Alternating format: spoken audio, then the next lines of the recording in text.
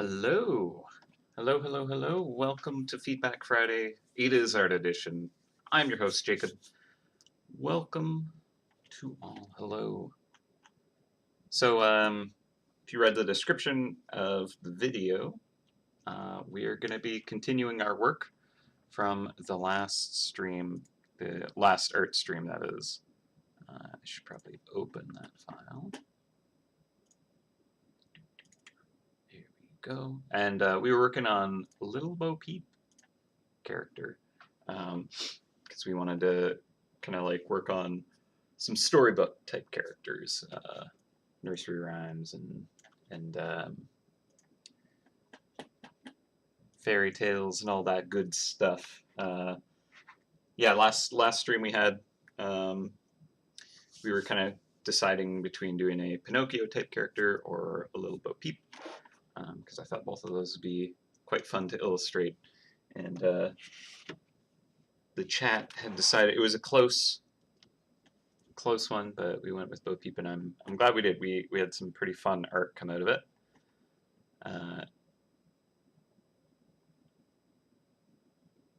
Bonjour. Hello. Right.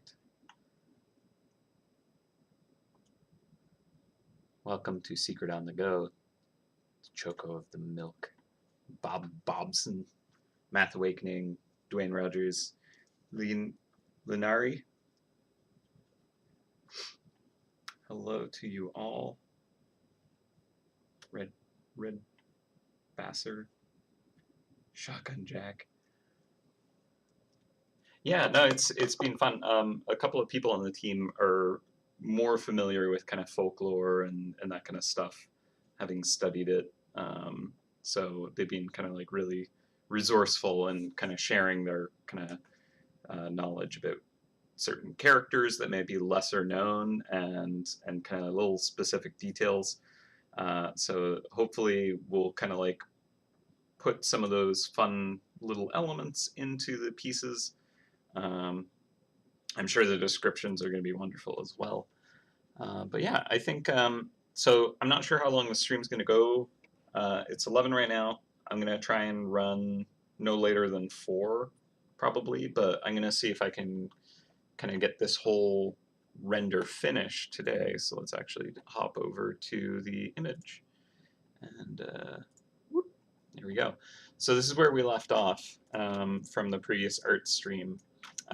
We can pop over into the other sketches that we had going, just to take a quick look at where those were. So we had kind of like more of a tough Lil Bo Peep, which was a lot of fun. I'll just flip that real quick so you can see the text on there. That was fun. Kind of doesn't fit with the rest of the tone, but like the idea kind of came up in chat, so I had to explore it.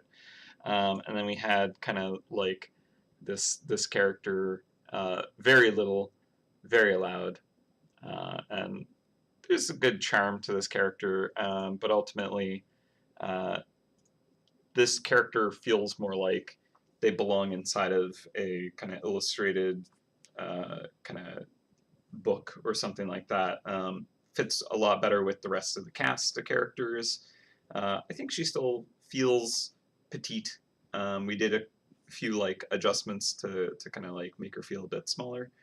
I think she's telling a decent story with her kind of pose, kind of like looking out over a cliff's ledge for her lost flock. So where we left off, basically kind of wrapped up the base sketch, blocked in some loose colors. There was a high chance that I was going to kind of just render it off stream and finish it up, but I ended up doing just a lot of kind of HUD work the past 2 weeks. So basically that left me the opportunity to save this character for the stream. And it actually is a little more rare for me to be able to kind of like work on a mouse entirely on stream, start to finish, just because the process is a bit longer than it used to be for characters.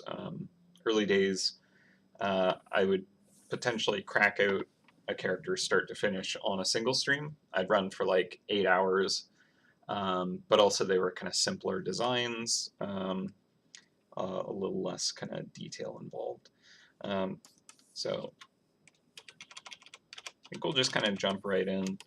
I think she's in a pretty good spot to just kind of start to really get the render going on things. What I'll do is test the silhouette again.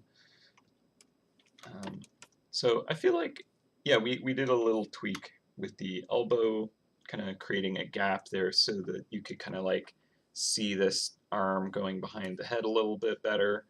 The bow addition was like so kind of obvious after it was suggested. It's like, I can't believe I didn't think to add that before. But lots of really good kind of direction and feedback from you all in the chat the last stream. So some kind of little smudge of an artifact right there. Yeah, we'll just start cracking away on this. Thinking for this sketch, if I clip that makes it a little cleaner to work on. I can reduce that down so I can still see kind of like where I want the eye positioning a little bit more in terms of the ruffles and such. I also watched a pretty decent video on kind of like fabric folds and stuff, and it's all stuff that like any of us kind of intuitively know about when you kind of like see fabric and you see kind of like these stretches and stuff. They just look correct. And so if you're someone who's drawing a lot and you have to draw kind of clothing and outfits on characters, it helps to kind of understand what is actually happening with the folds. And you know, if you've drawn a fair amount and you're kind of like comfortable in that space, you kind of probably have a relatively kind of decent idea of how to handle it with kind of like, you know, tension points for like shoulders and the chest, because that's where the fabric is kind of draping off of. And then like folds for like the armpits and elbows and stuff, because they're compressing the fabric. So that's all good stuff to work off of.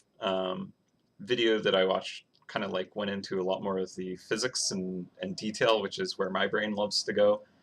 So it actually kind of broke down some concepts I hadn't really thought about quite as specifically, namely kind of like the concept of like the wavelength of the folds, kind of using an inverse, shoot, now my brain, the inverse square law, where basically the further from a source you get, the weaker kind of the wave or signal gets. And it can be kind of treated the same for folds, where you have kind of like a pinch fold.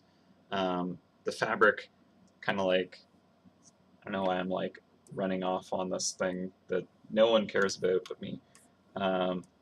This concept of like, let's say you have like a graph. Hi, welcome to an art stream. and this is kind of like where your pinch happens, and this is representing kind of like how strong that fold kind of pushes out. But basically the idea that like the further it gets, the kind of like intensity of the fold kind of flattens out in an inverse curve like that. I just never thought of it like that specifically. Like obviously, you know, the further away the fold gets, the weaker it gets, but like on that kind of plot, it kind of gave me a neat kind of understanding that feels better when I work with that.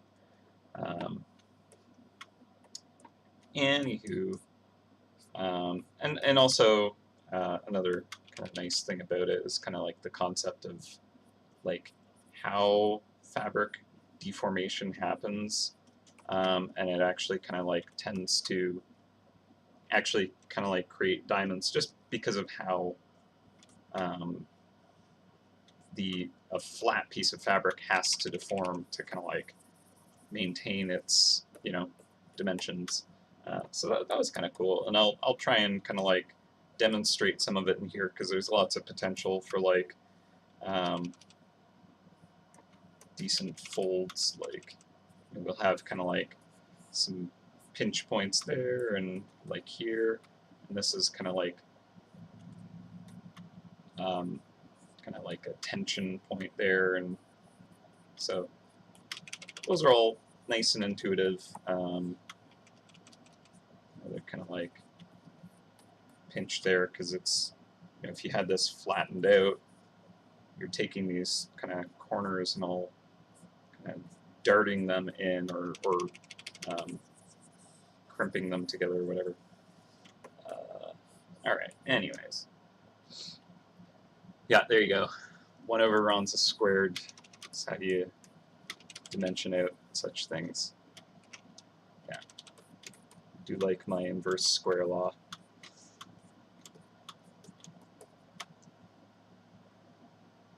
Okay. So, let's see, where to start. I think we could start actually with the outfit. How do we feel about the colors? I think that we kind of messed around with some kind of swatches, and I'm pretty happy with where we ended up. We had some like mustard and puke brown kind of colors before, because I was like, oh, I want her to feel like, you know, wearing just very practical fabrics out in the fields, getting muddy all the time. But it was not like as cute as it could be, and I figured, you know, no, we'll go with some nicer colors like a sky blue and soft pastel pinks, and then we can still throw mud on it. It's totally fine. I wonder how many like viewers dropped when I started kind of like going into weird math.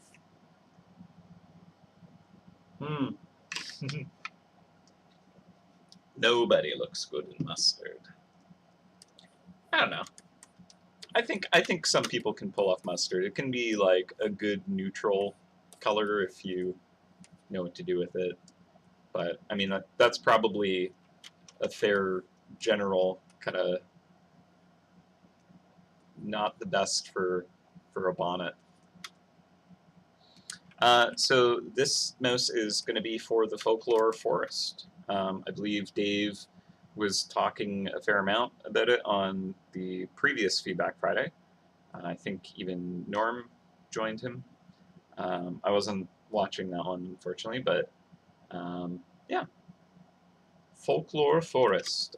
So it's kind of like a collection of storybook characters that might be familiar, and we're kind of like having some fun doing a twist on things.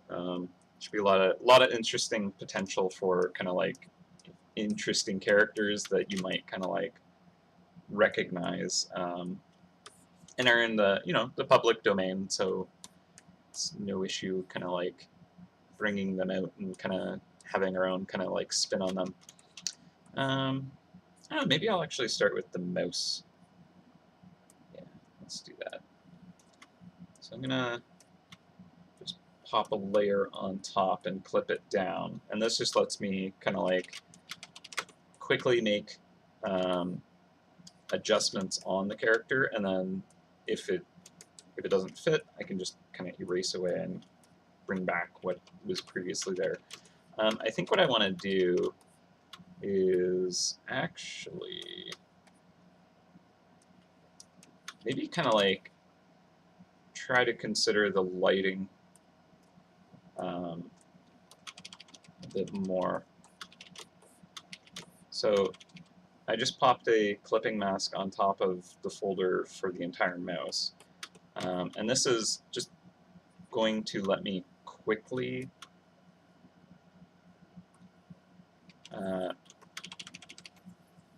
drop kind of like a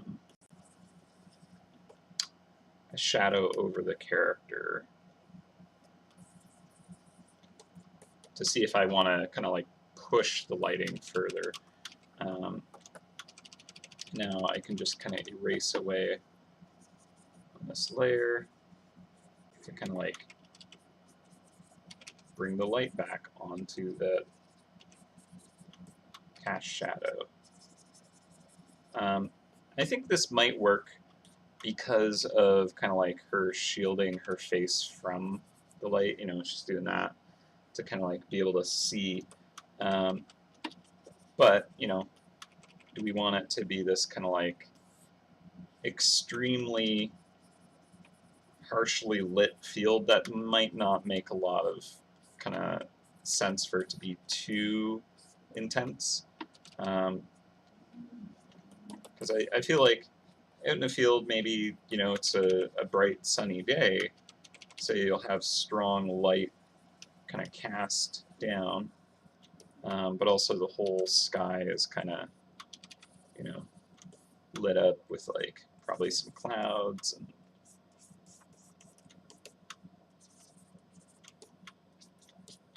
this is just like a really quick way to kind of try out some different kind of lighting conditions to see if we want to adjust it. So that's not too bad. It's definitely a lot more intense. We can do stuff like changing the kind of color of the shadow to kind of like play around with the kind of light quality. If you kind of maybe pull a bit of the saturation out or intensify it, you kind of imply like what the bounce light colors are. So if we go with kind of like more of a green, it's kind of like, okay, she's in a field where there's a lot of light hitting this grass, and it's kind of bouncing the grass color up onto her. So that's not bad. And then you can kind of like adjust the brightness or luminosity of that. We'll keep it where it was.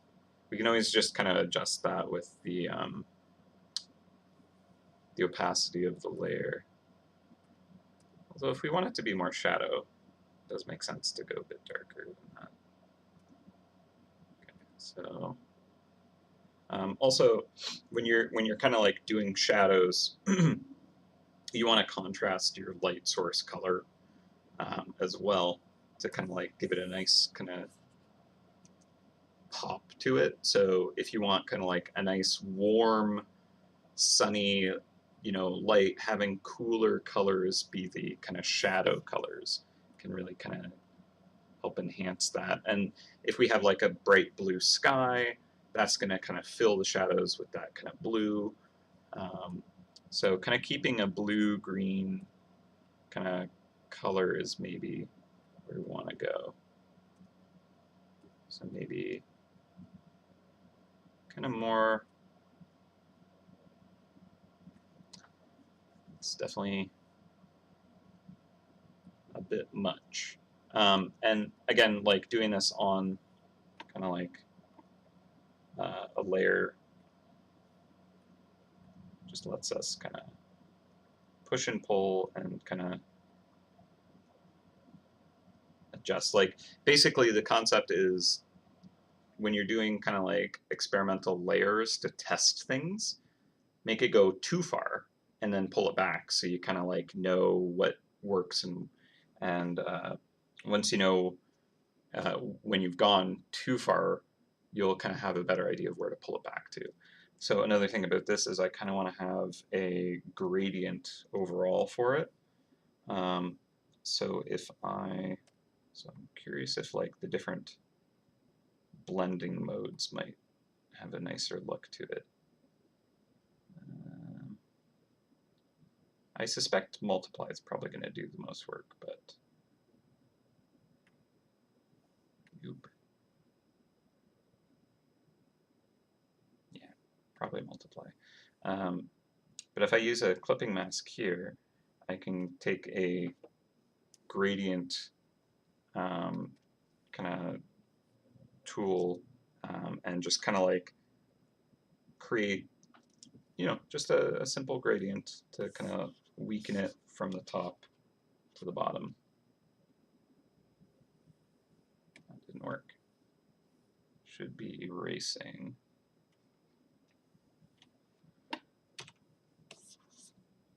Is that not how this...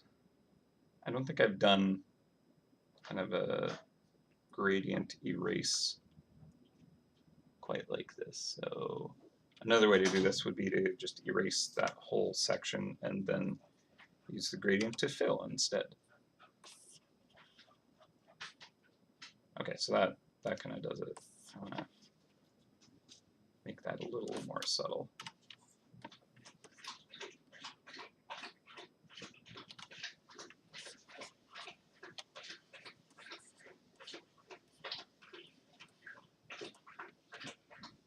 Okay, so kind of have a little bit of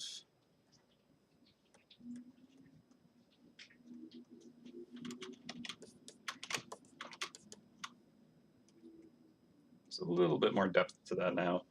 I'm not totally sold on this green, so we can kind of like shift that a bit more.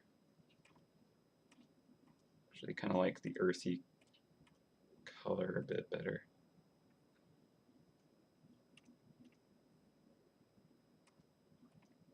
Somewhere in between. There we go. So that's a little bit nicer, I think.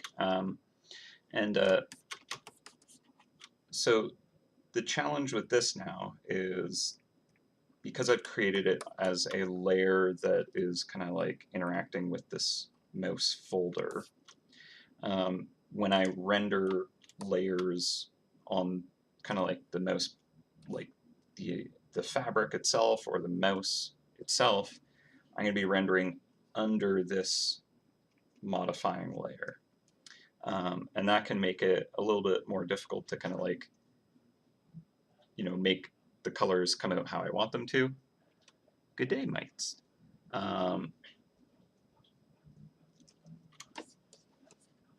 Oh, somehow missed some of this chat. Let's see. Fold's getting weaker the further away from the start point is called attenuation. Ooh, I like that. All right.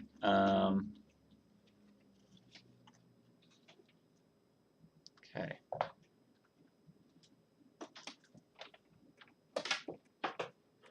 Yeah, so the way that I can handle kind of like applying this soft kind of gradient to each of the layers so that I'm not drawing under it, but I can kind of work on top of it, is to just duplicate this into those kind of like layers themselves. So now there's the same thing working directly on the dress, and if I need to, I can draw over top of that. It's maybe not the most efficient way to work because I'm just kind of duplicating the same layer, and if I wanted to adjust, kind of like, oh, what if I wanted the gradient to go this way, I'd have to kind of like tweak each of them the same way. But at the same time, this is just kind of like to get me started. This is like the loose scribbling early on. And right now it's extra intense on the dress because I have two of these layers stacked in that portion, right? But eventually I'll just kind of break it down for each of the main parts. And I'll leave it on there too. The bun. And I think the hair. And not that you can really see what's going on with the staff as well. All right, now I can get rid of the top one, and I have that kind of applied in a way that it's easier to work with now. Cool, okay. So I think that works all right.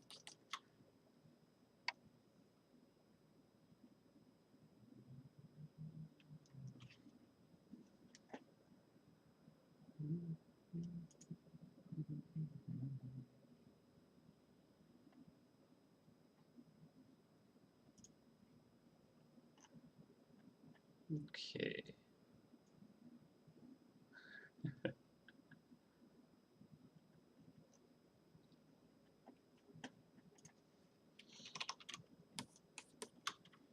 One of the things about Clip Studio that's pretty cool is you can actually modify multiple layers at the same time, which technically makes it easier to kind of like do adjustments on that. So like I think, let me see if that works. No, okay. I can't adjust the hue on all those layers at the same time. That's probably fair. Technically, I could actually make like a file object of this modify layer so that I save it once like as a separate file, and then it kind of adjusts for each of these. That's just getting overcomplicated. Honestly, I just probably end up baking all this in anyways and just painting over it, and then like losing that color grade anyways.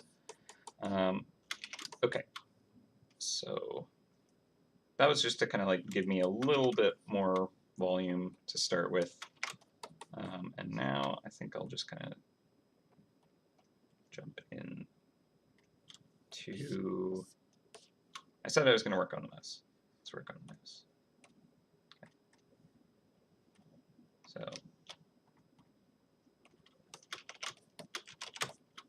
I'm going to give her an eyeball. That would probably be a good place to start. So she's going to be pretty wide-eyed. Now, would you be squinting or like really open eyes? I don't know, maybe I feel like it would be actually more squinting.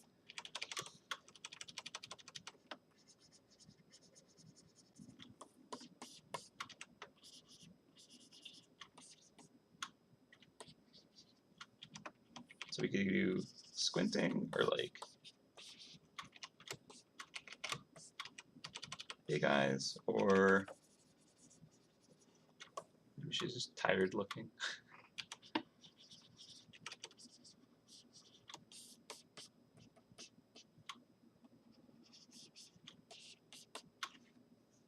That's kind of more of a like trying to avoid the light, but also look out, like kind of pulling the bottom lids up, but opening the top, just kind of like the strain of it. That kind of looks a little more kind of like she's like really working hard to look. Yes, it is Friday the 13th. That is true.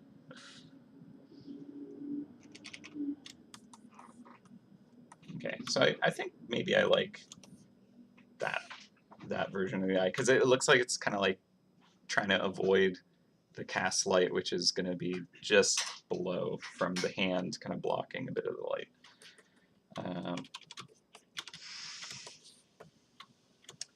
Then I think we'll have kind of the nose be a lot more pink and lively.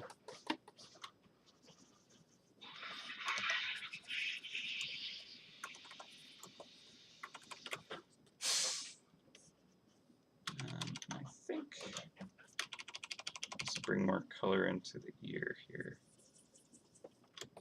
Again, we're working on kind of like a layer above, so it's quite easy to just kind of like be like, that was too much, pull it back, right?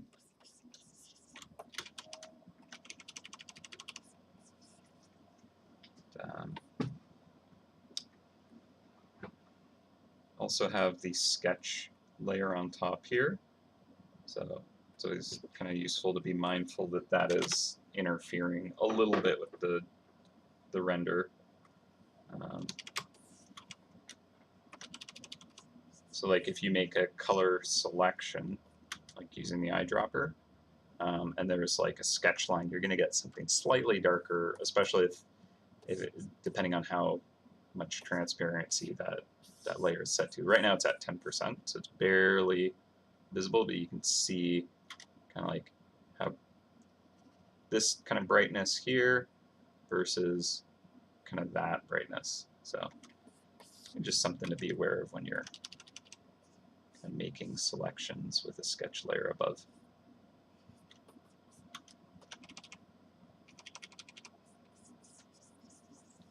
But I'll definitely like be going through it anyways with a more kind of like finalized pass to like with the sketch fully turned off, and making all my kind of like subtle adjustments. So I'm thinking for the actual shadow color, we'll go maybe more kind of like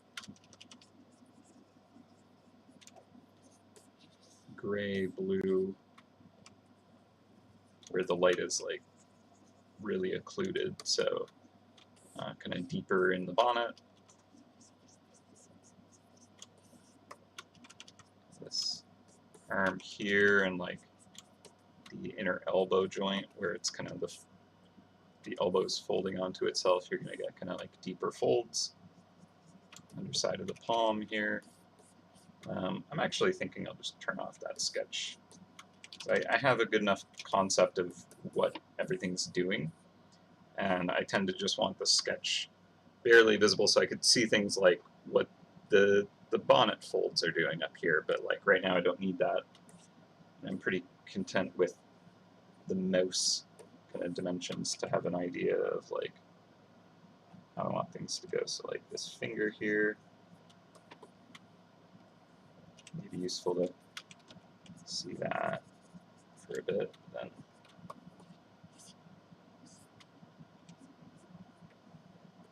I can hide that away. All right.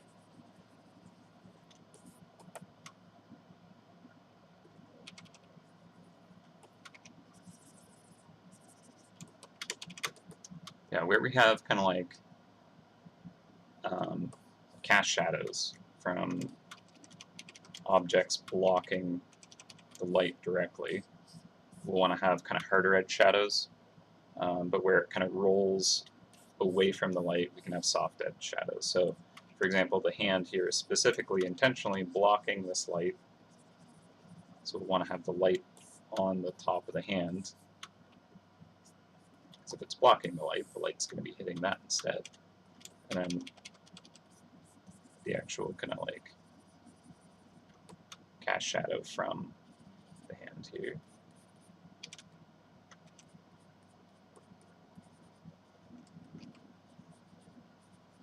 Have like a little kind of gap in the finger there.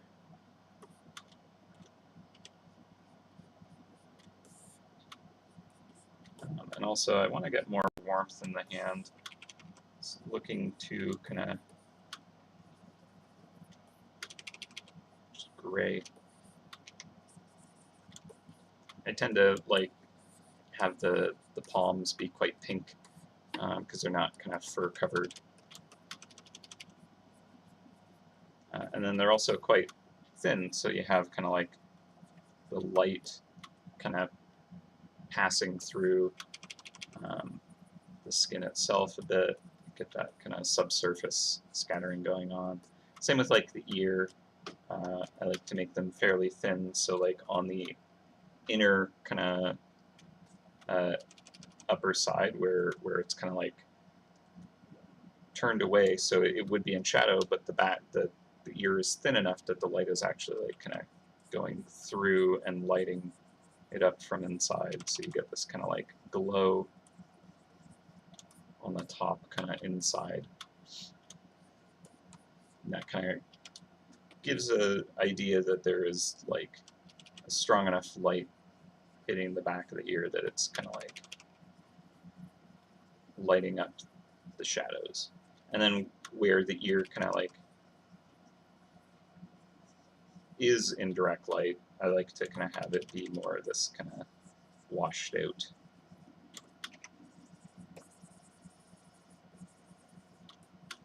Lighter area. Right? And since it's this kind of soft kind of curve, we can have this subtle gradient of that shape. But like on the inside here, we could go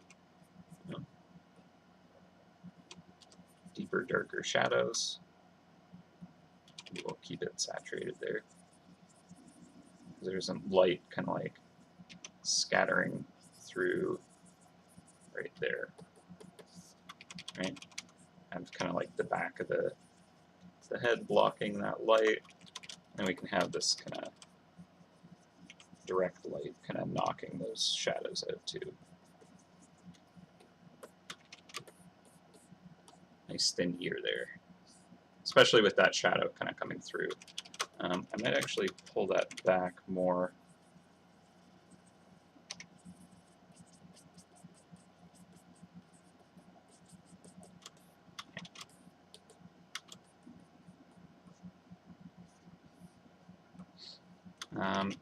The face, I think, not necessarily super happy with the shape.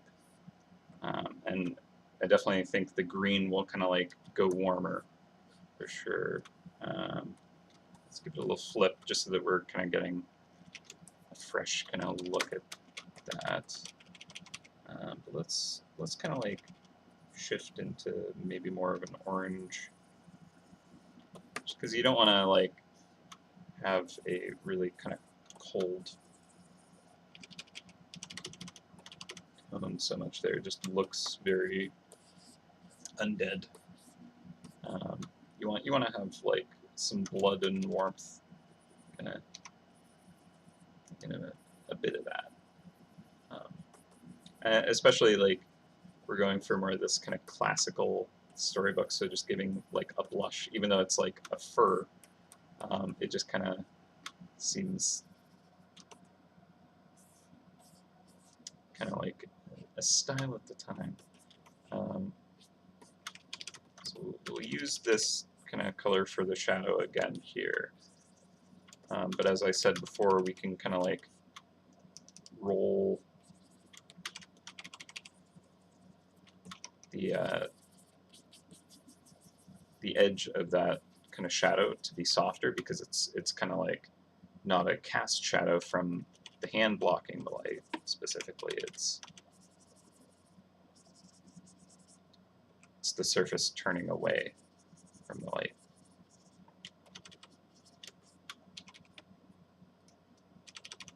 Have kind of some like kind of deeper occluded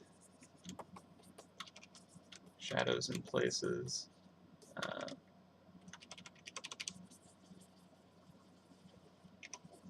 Yeah, it's very gray. I'm not too keen on that shadow color.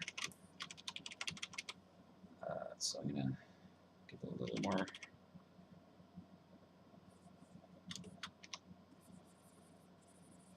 color to that, and then also, because I want there to be a little bit more of like a cheekbone, I guess, a little more dimension to that face.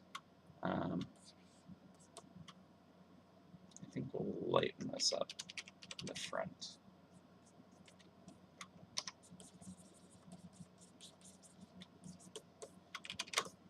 Should probably also have some moose teeth.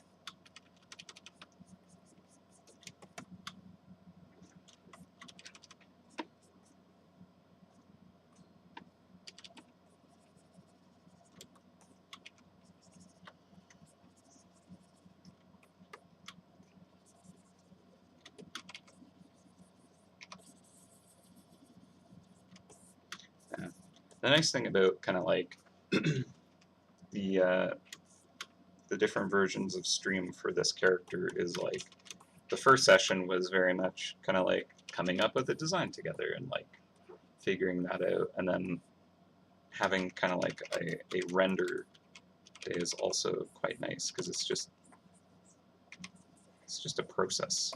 Actually, I think what would be happening here is we would have not the bounce light from the grass, but from the dress. So we'd actually get these kind of blues kind of bouncing into the skin instead.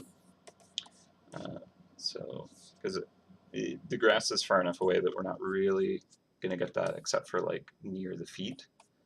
So I think that, yeah, we'll kind of like stick to more of the blues higher up for the shadow colors. Yeah.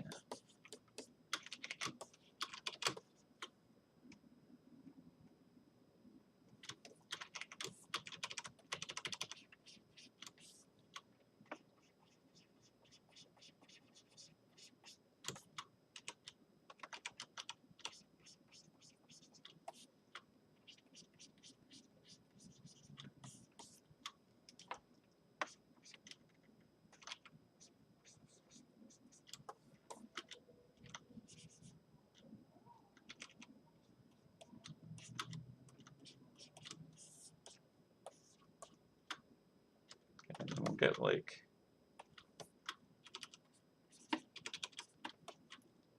a little bit of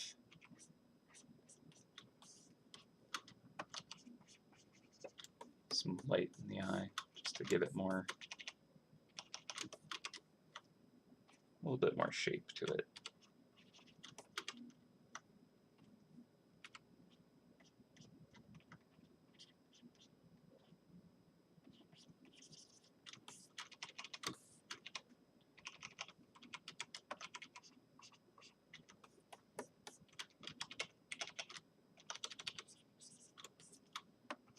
I'm not sure if I'm too happy with the shape yet, but you can always come back and tweak things.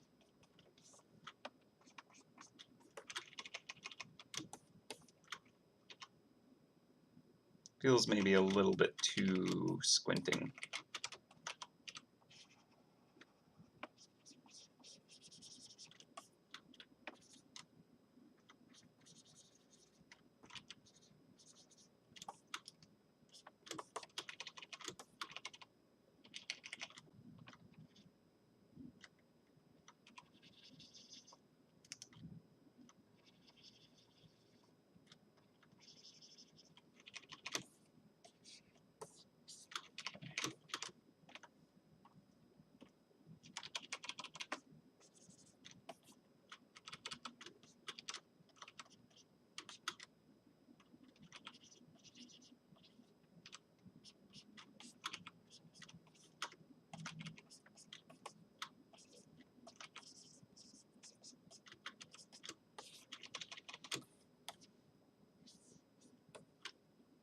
So we can also just kind of like really quickly jump back to where we started. See how that's kind of changed.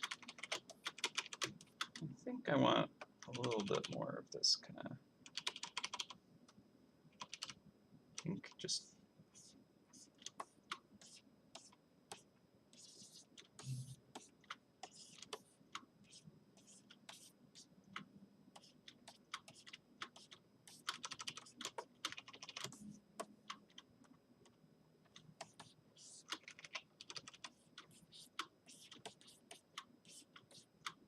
great. Okay, I think that face is in a good enough spot for now.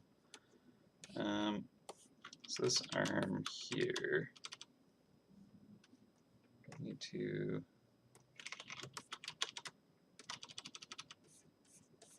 bring that shape up just a smidge more.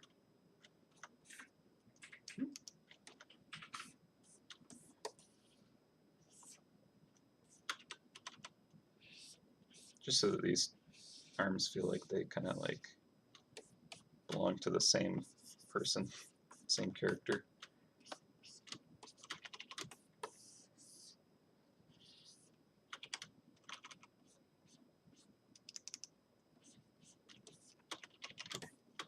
Check that silhouette again.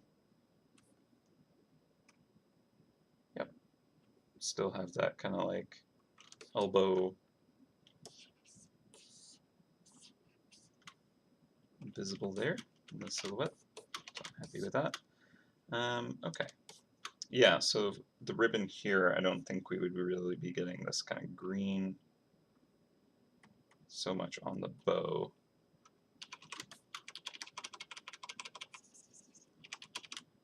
I think we would be getting more of that kind of like the blue.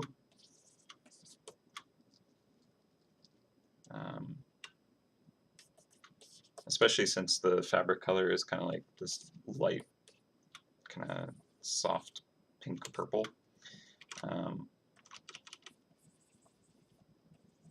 It's not really going to be picking up the greens as easily as it would the blues.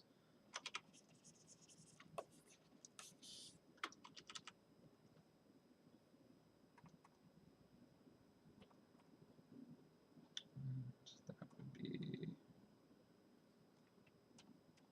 what layer are you on? Apron. This one.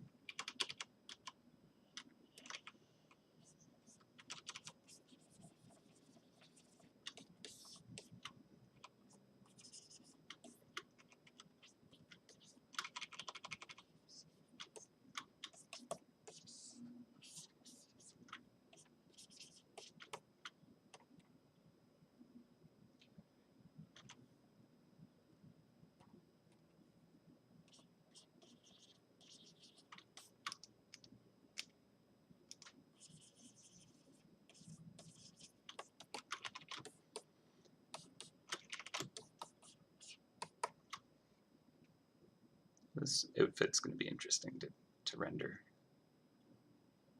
I think I'm going to have to start merging layers pretty soon, though. Getting to be too many of them.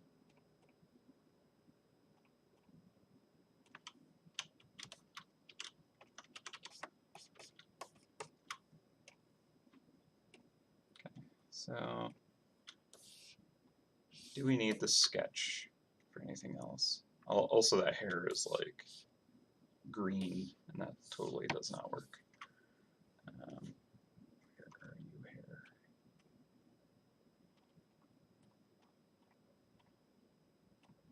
Yeah, we'll shift this into like a warmer.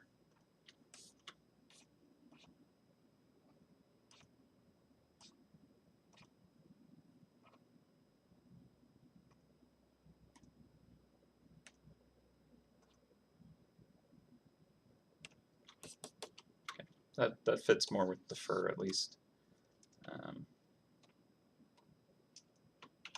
Merge that together.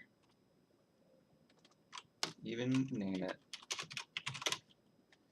hair. Okay, cool. Yeah, I'm gonna start to merge a few things just to make it a bit easier. This is like the overlay on the staff, which is basically near invisible. I'm just gonna. Actually, I'll keep that in case I want to intensify this. Give me a little bit more of a gradient to work with, I suppose. We'll see. Okay, this is a little too green at the top. I'm going to switch it to more of a blue. And I've just clipped the layers transparency. So like down here, we can keep it more in the green, because it's close to the grass. But up here, I'm thinking it's going to be more kind of like the dress. It's going to give us some of that color bounce. Although out at this elbow, on the far side, maybe it isn't quite as much that. We'll go with that. Okay, and I'm just going to merge all this down. So I'm happy enough with it.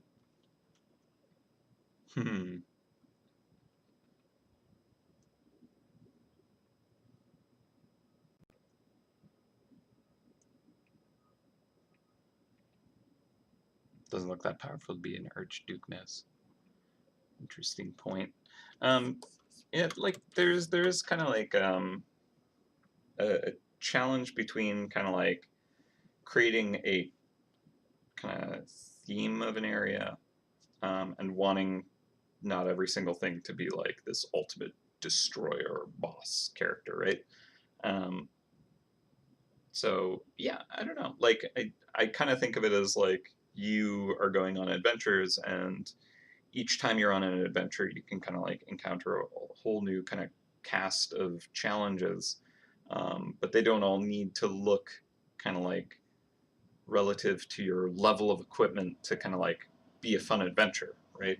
So, you know, starting off the area, like in the world, you kind of start with fighting kind of like the you know, dwarf mouse and the gray mouse, and you know, kind of like Bionic is maybe like a bit tougher looking, and you upgrade your traps and stuff, and then you kind of encounter the Mojo and acolytes and kind of like dragon mice and stuff like that, and they scale up for sure. And then you're facing off against these kinds of, you know, like super extreme magic boss floating glowy eye creatures, and technically those are like, some of those are really low rank, low power characters, but like they look epic and exciting and fun to fight at the tier you're at on that adventure. But if things only ever scaled up, then it's kind of like we can't really have kind of like this more cutesy fairy tale without them being like gargantuous like super beasts that have fire breath and, you know, glowing eyes, and you know, like so I agree that they don't look like, you know, you're gonna have to come in with some kind of like super top tier forgotten trap to be able to defeat, you know, a farmer who is so incompetent that they can't even figure out where their sheep are. Um, yeah, like there is definitely a kind of like things don't line up quite there, but I kind of see them as a little more standalone adventures each time, where yeah, like you have the equipment um, equivalent to your rank, but like I don't tend to think of power as a raw thing that everything scales to. I think of an area as kind of like a wholesale, kind of like these things scale relative to each other, and what you bring in, yeah, you have to be an appropriate kind of rank and have the power grade to do it. But yeah, like not everything's going to look boss and up forever now, right? I like being able to kind of like be like, no, no, this character is like lower, weaker. Like she is a tier 1 character, I think, effectively. So not gonna put up a huge fight probably. Like she might be able to kick your butt. You might actually need some good terms. Um, but yeah, I think character design wise, like it's nice to kind of be able to explore kind of like things not just on the power scale side where it's like they got to be this epic dragon kind of, you know. I think we do a pretty good job of creating that range that does feel appropriate. And like I agree, this character does not feel like it might be stronger than the Minotaur, but technically speaking, she might be. Like numbers wise, but also yeah, like in an RPG, you might fight some goblins at level 1, and they're like the weakest things ever. But then like 20 levels in, you might again fight goblins, but like that goblin has been scaled up, and so like even if you fought like a dragon early on, that goblin might be stronger than that dragon early on. And that's just kind of like how things kind of just scale for mechanical fun. Um, so I don't know if that rant made any sense, but there you go. Technically not the strongest looking character, but as long as the gameplay is exciting and fun, then I think we're good. And yeah, like the character design helps to tell kind of a story for you to be engaged in, and I think that part of that is having kind of like a more kind of varied cast of characters instead of everyone just being super strong. But also a good point about yeah, like it doesn't look powerful, but might be the new kite flyer daydreamer. That's so true. Like it's actually kind of fun to have these like super kind of like bored and weak looking characters totally just be brutal to fight, like some of the toughest mice in the game, and they're just kind of laxadays. It's kind of fun. But yeah, I think as long as the adventure is fun, the characters are interesting and engaging, people don't get too caught up on like, well, it looks like it's not as powerful as it feels. But maybe that's just me. Maybe I've got it all wrong.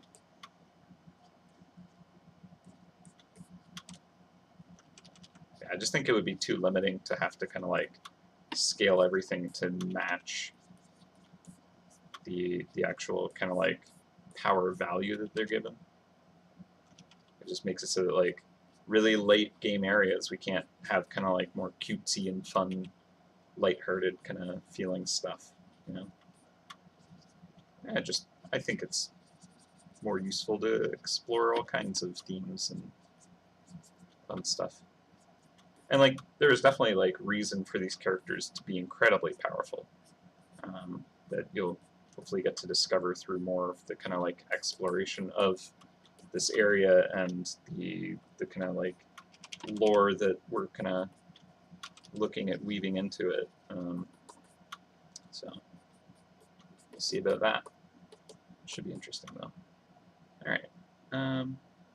Yeah, there you go. Yeah, maybe catching her will unleash a horde of sheep mice, just like the grublings.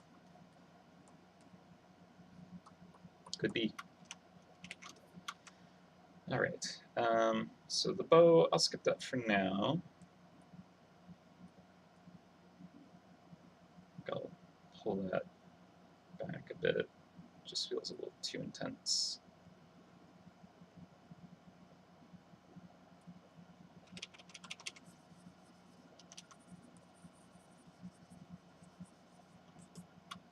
Sure. Merged. Easy enough to just kind of like paint over stuff that I'm not happy with. Okay, I like the dirt. This green is a bit much. We'll kind of convert it more to the blue up here.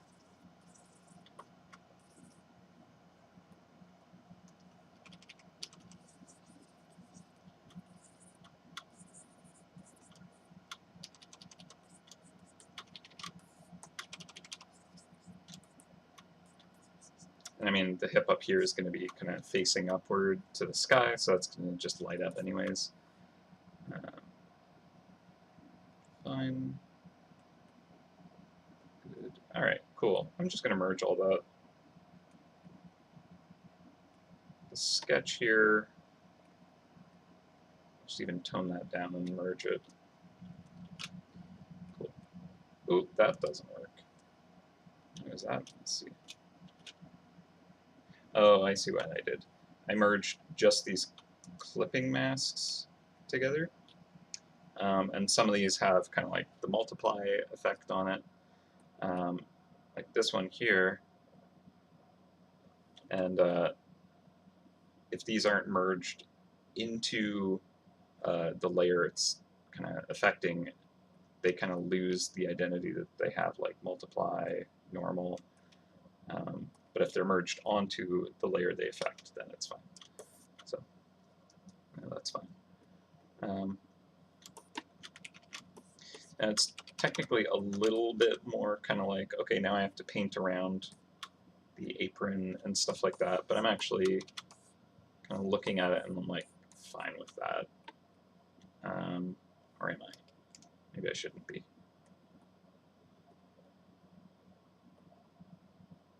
Yeah, I probably shouldn't be. I'll merge those together because they're just kind of trim. That's dirt, that's the shadow. All right, I'll work on top of this stuff for now until I'm more happy with where everything is, and then I'll merge it. Technically, I could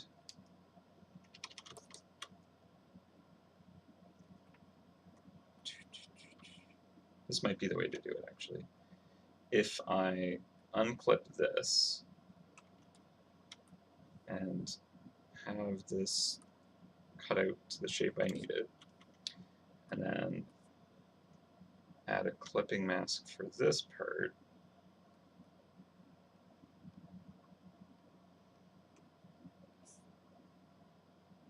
that there, come up here too. No, I don't even need that there.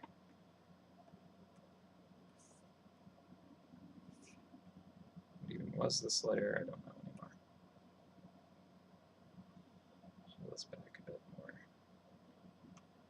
So now I have this trim on its own layer.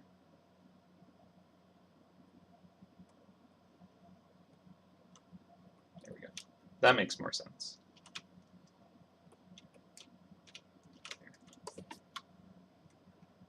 Alright, now these are actually kind of their own layers and easier to manage.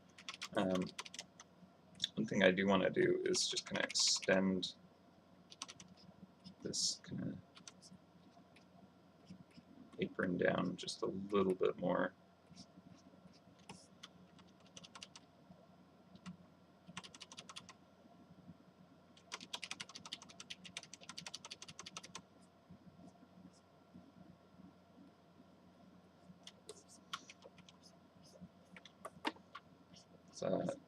This was like quite loose when I had kind of like blocked it in. So I just need to refine that a bit more.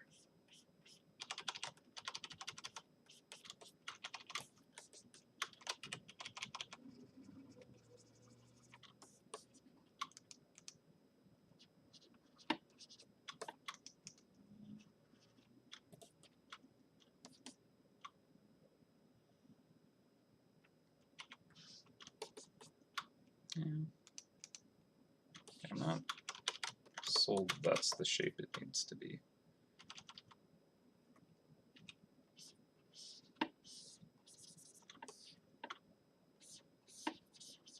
So it's like this corner is going to be kind of pulled down as taut as it can.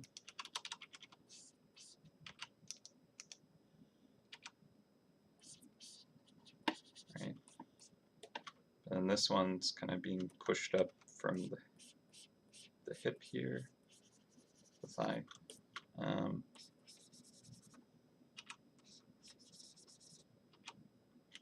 Maybe we'll have some kind of, well, technically this would be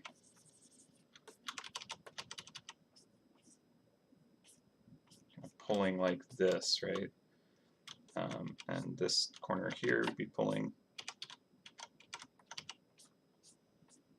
this, so we might actually get kind of more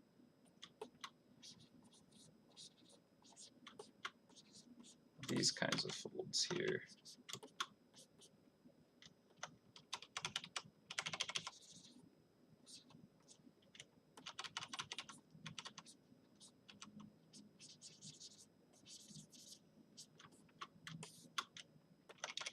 And then I think this would flatten out a fair amount.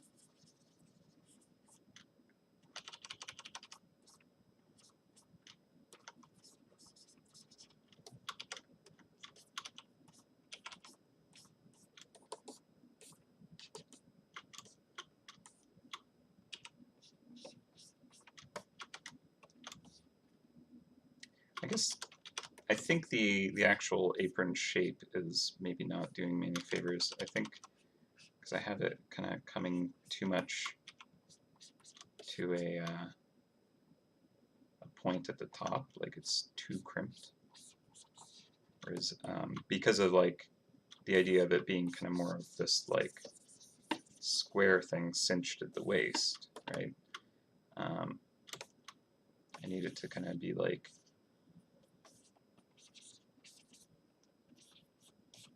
kind of tugged up like that, right? That makes a little more sense.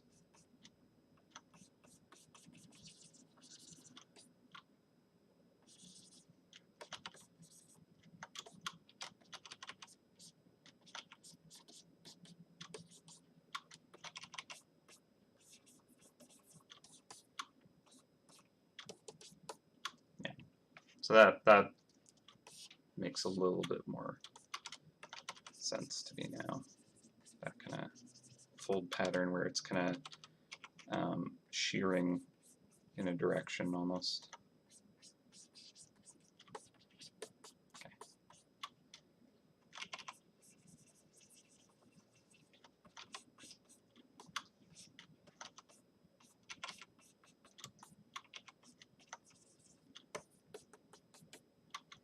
Yeah, that seems a bit better.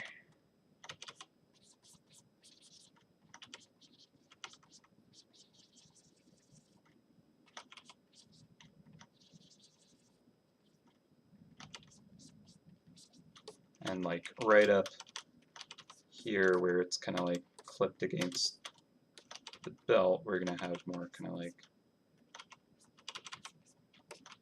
intense compression folds.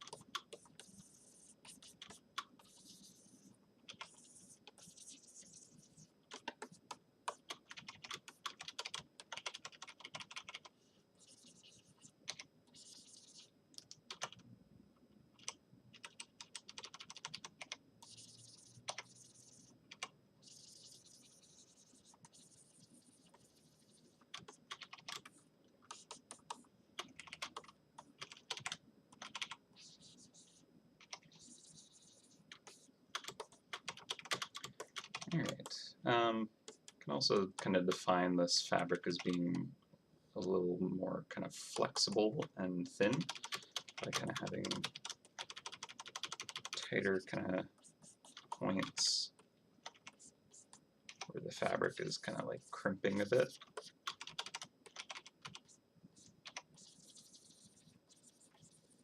That kind of helps to suggest that it's like a softer, more kind of malleable fabric.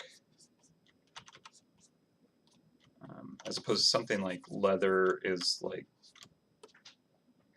well, actually, the more flexible it is, the less kind of crimping you get. So this is more kind of like a thin but like stiffer fabric, whereas like leather is actually quite stretchy and kind of can't really be pinched and crimped very easily.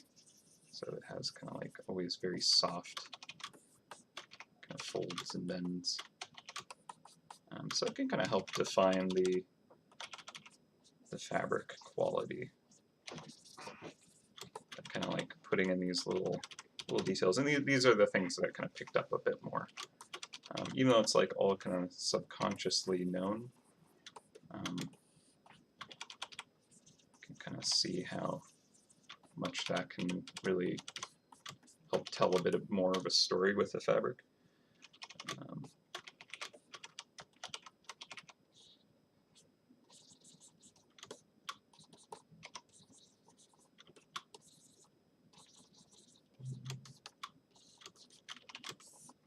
And you can also kind of like add in some kind of like folds that aren't being created at that moment, kind of just more like memory folds of it kind of like having been deformed enough that it just holds those kind of like wrinkles. Just even if it's just kind of laying flat, you can see a little bit of that.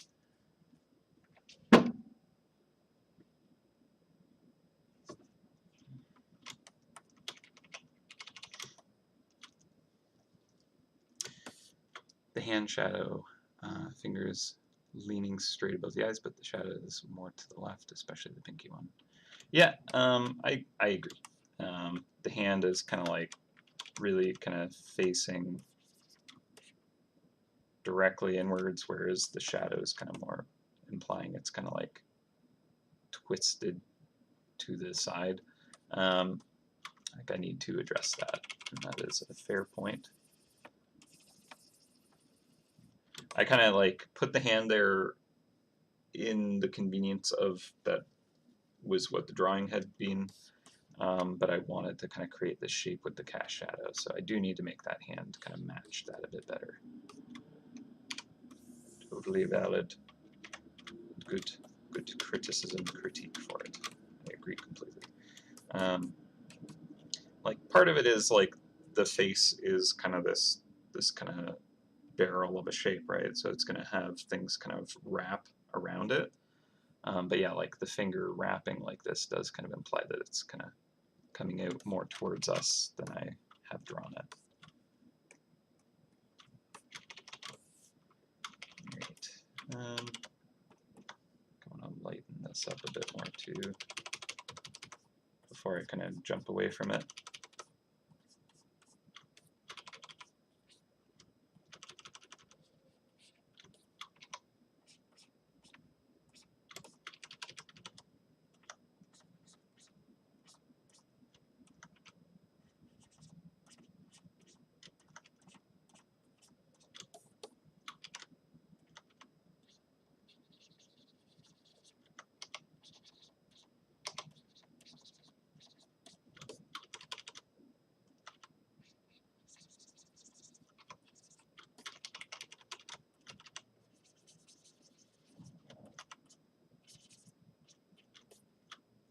A little bit more of the kind of memory folds in there.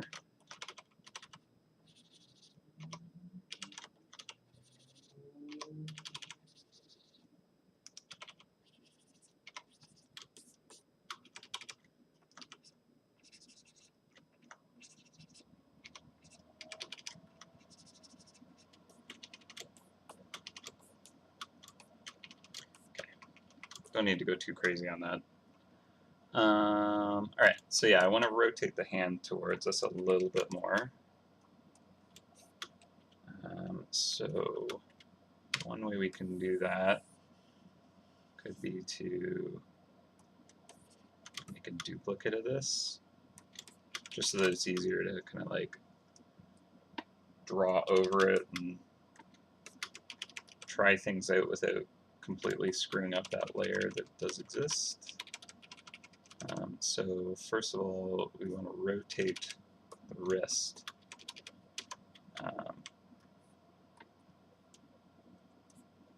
So it's kind of more like this, and the palm and thumb can kind of come out at us a bit more. I do like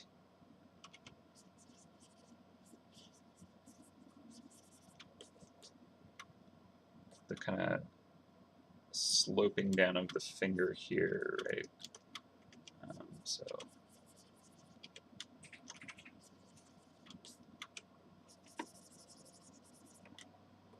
let's see if I can just try and really quickly capture some of this stuff. So we can just kind of like scoot it over on top, see if that feels like it works at all.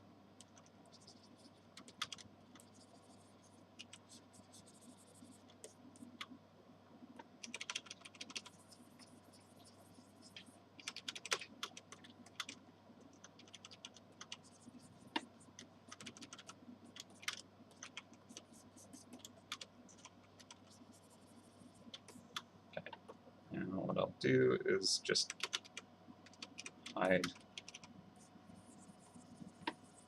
the hand here. Let's merge that down. No. Merge this up. So I want to merge these together. There we go. Then move this over top. Okay, so already I can see how that is not working. Because this needs to kind of like really come up here. This needs to be more in front of the bonnet. Alright. So it didn't work drawing it off on the side like I thought maybe it could. That's fair.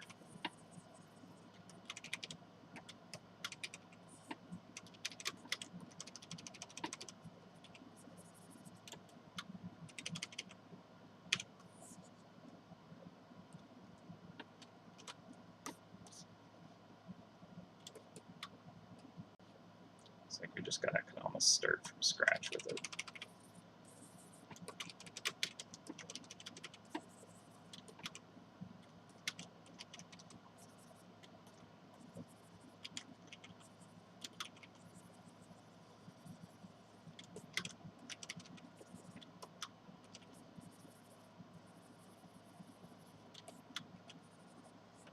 So like more like an angle like that, right? That feels like it's more kind of blocking the light, how it's implying it should be. It's also not a bad idea to have this as a layer in front of the bonnet and not attached to the face. So just work with this. I'm going to apply this layer mask.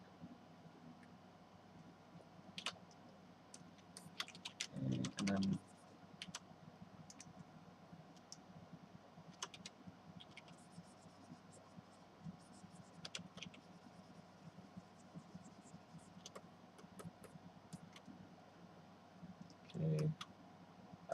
she's also kind of like pushing the bonnet up as well, which does work here. Might adjust the arm to kind of raise up just a smidge too. I think that works.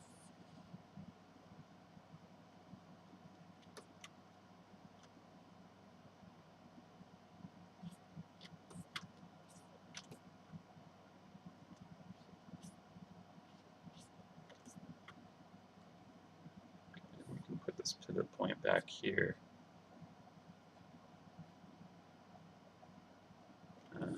And I want that gap for the elbow. So I'm actually going to just cut this out and put it behind the mouse, just so that I don't have to erase away for the tooth to show through as I want it to.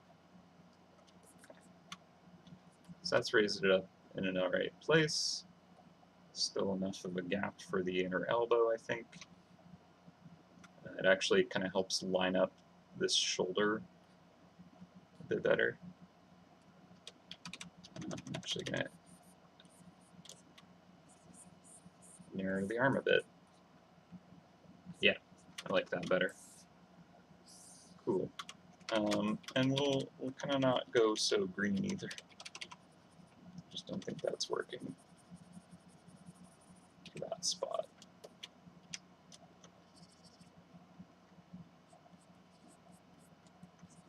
Get that cast shadow from that arm. It's effectively blocking the light the same way it is for the face, right?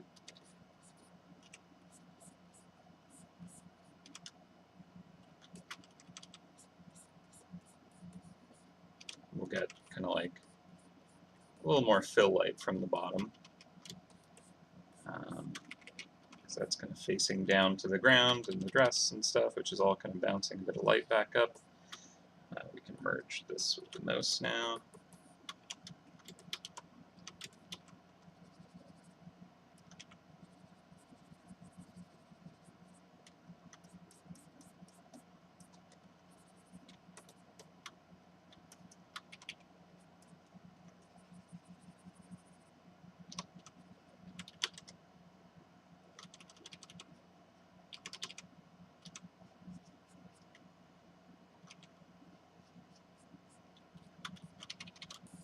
Okay, and so this arm is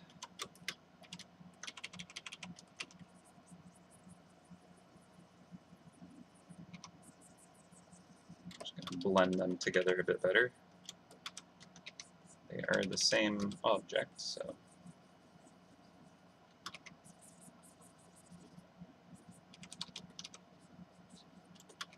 they're completely different layers.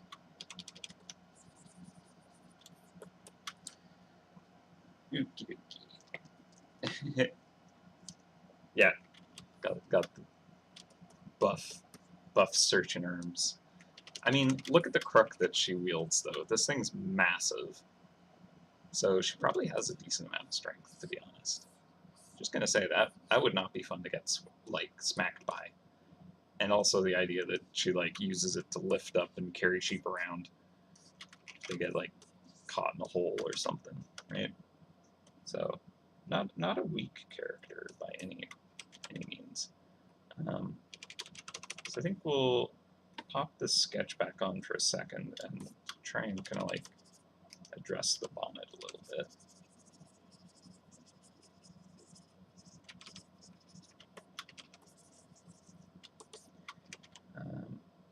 This is behind the arm, which is great.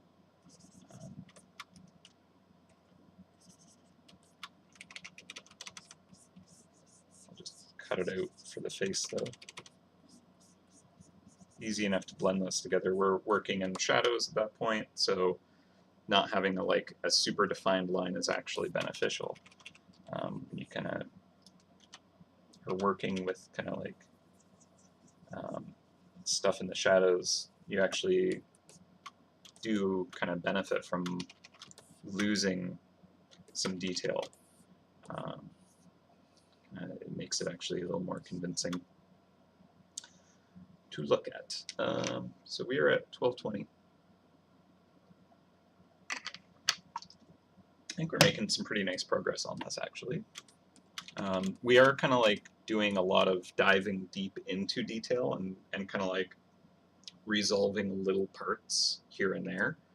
And technically, to be more efficient, I should probably try and bounce around and just kind of like bring everything up to kind of like a slightly more polished state before going kind of like deeper into like here is the really polished version.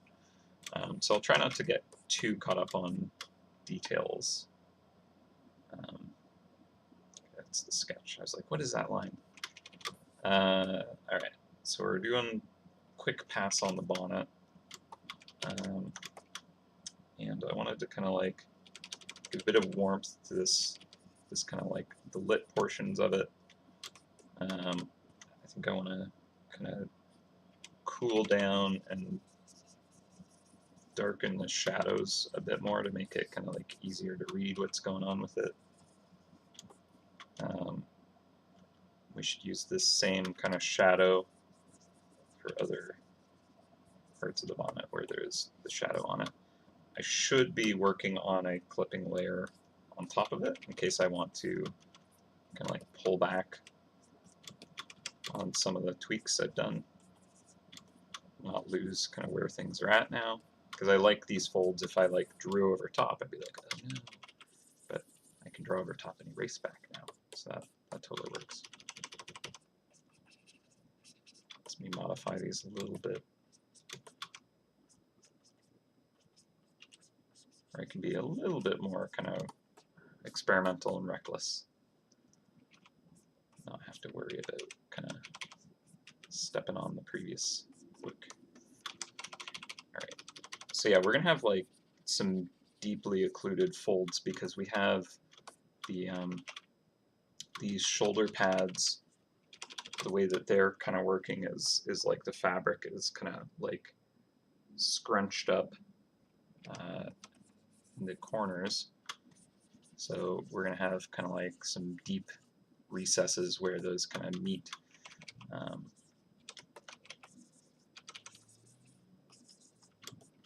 So just going to be a lot of kind of folds and texture going on here. It should be interesting to try and figure out. And like at the outsides, it's going to be the puffy, so it's going to be all stretched out there. And kind of not really have quite the folds as elsewhere, because it's all kind of more taut, I suppose. What was that word that we were talking about? The attenuation. So yeah, like right up at the cuffs, we're gonna have like all of it bunched up and kind of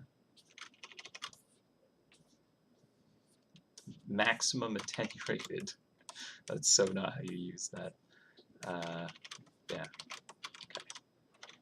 Shadow color I'm not too pleased with. I think I'll kind of try maybe. I mean, definitely don't want to go that dark on the shadows. First of all, like it's a lighter fabric, so the actual kind of like shading between its lightest point and darkest points without being an occluded shadow should be pretty like relatively tight. You know, like the brightest point of the mouse here and kind of like this shaded area. Like if you look at how high up the circle is on this kind of box, you know, it kind of like goes maybe to the midway point and close to the top. So it's like a 30% shift, maybe 40% shift. Bright point here going to dark point here should also be about like 30% shift too, right? So it starts lighter, but the shadows will be a bit lighter as well because of that. So what I can do here is try a luminosity brush. Although technically this works better if it's like a merged layer, so I'm going to do that. I'll get my bright point here, and that's fine. Luminosity brush, thank you. And then I'll shift it down that much. And yeah, so that's kind of like the deeper shadow color that I want. And everything's kind of somewhere in between that. But then yeah, like when there's like fully occluded kind of overlaps and stuff, we can go quite dark for those, and that's fine. But yeah, I just don't want to have the kind of the shadows go too extreme. So, same with the bonnet up here. We need to just kind of lighten this up a bit.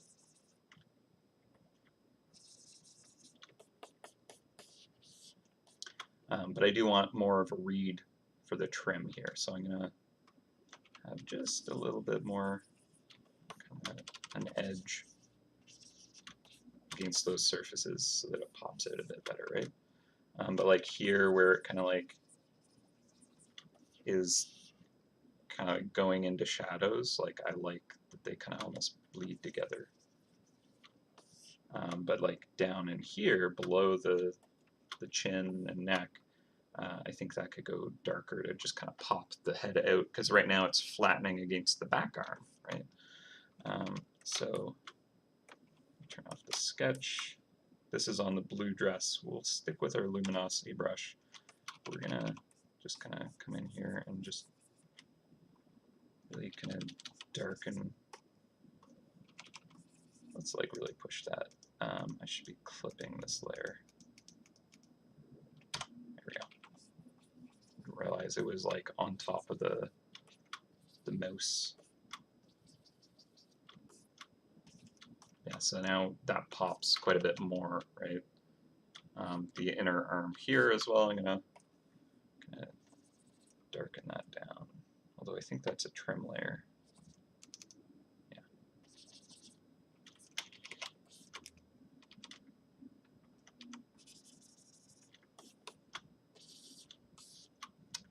This will be interesting because like that should be lighter than the skin,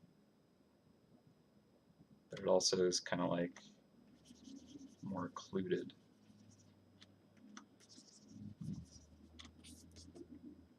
We'll try that, and then see if kind of darkening that edge of the fur here, the arm, might be a bit much.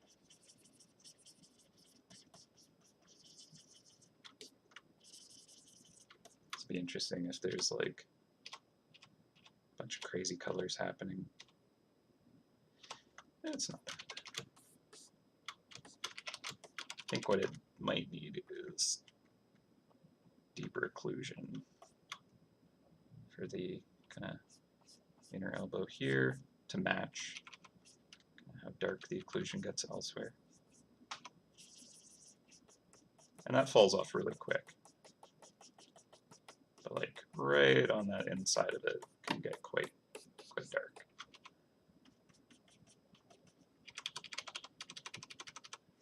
Even kind of like getting a little bit more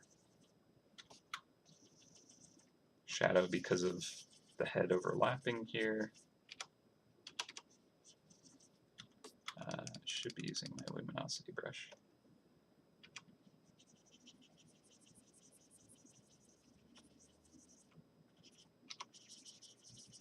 So like the head and the arm and front are going to be blocking more of that kind of fill light.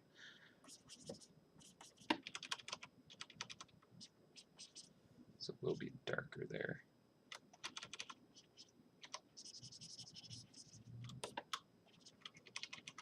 Yeah, it's what we want to do is make sure that the grayscale reads well.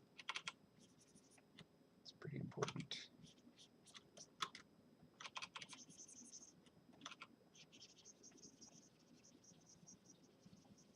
Yeah, I'd say we can go pretty occluded because this arm is probably tucked up close to the head there, so it's going to block a lot of that light.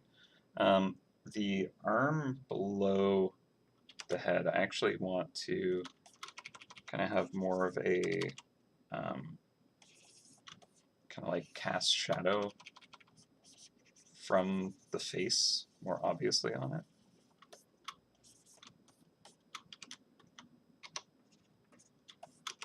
So like having this line where I'm not using my luminosity brush, but it should be fine.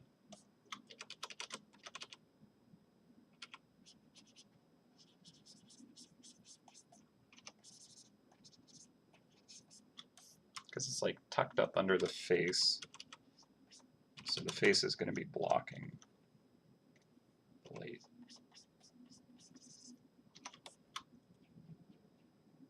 Lil Bo Squeak. I like that. yeah, we're probably going to be kind of like having fun with all the names, right? Not calling them like exactly what the names would be, because we always like to kind of put our own twist on things, right? Yeah, Little Bo Squeak. I think internally we use the name Lil Bo Peep or something like that, just because it's silly. Works.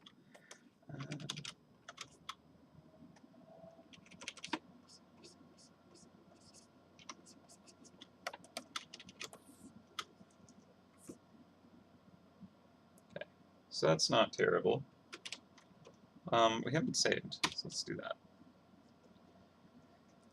Had to be in a while. Oh, right. Ooh. Okay, so half an hour until we go on lunch. What area should we work on next?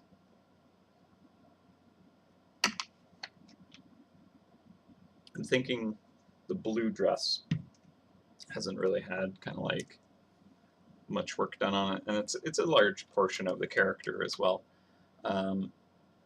The staff as well could use just kind of like a quick little pass to give it a little more dimension and fit it into the environment. The grass as well would kind of like pull it all together. Tail, feet, bow, and then the top of the bonnet I think just definitely isn't resolved yet. This trim as well, the cuff there, but I think in that order effectively would kind of like fill out the details that would have the highest impact in that order, and then we just kind of like keep working it until about 4 maybe earlier. It might be all kind of like resolved enough to kind of like be happy with it. Yeah, okay, so let's work on the blue dress. I'm just gonna pop a layer on top of that. We'll go for a more kind of desaturated, shadowed kind of color, just to kind of block in some of these folds. So again, like where we have kind of like the hip here, that is kind of creating like a tension point where it's kind of like expanding out and stretching. Same with like the top of the knee here, back of the heel, and then like in between these, there's this like compression area here. So we maybe kind of like add in an extra fold there. Like this is a very chunky fold. I'm not sure if I want it to be quite that lumpy. And we're also going to have kind of like some perpendicular folds to like this stretch on the leg. And because we have a stretch point here and like a stretch point here, we're going to get these kind of lines kind of like forming between them as they kind of like pull the fabric.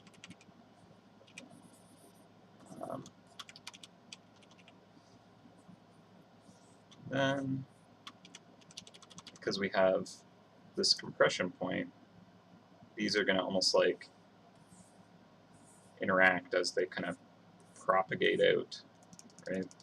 Waves on water. So where these kind of like meet up, you kind of like start to actually get interactions where there can actually be like valleys and peaks that kind of like create interference with each other. So this is another kind of like tension point here. It's gonna kind of like stretch out like that. So we might start to get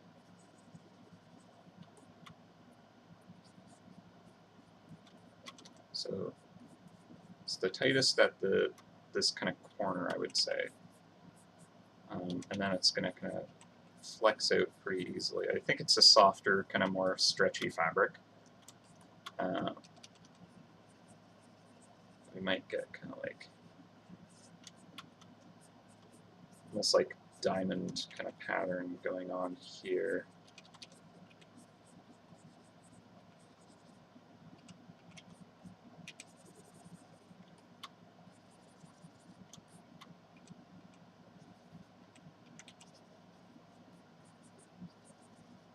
And because it's kind of like a softer, more stretchy fabric, I think these will kind of like soften out pretty quickly and easily.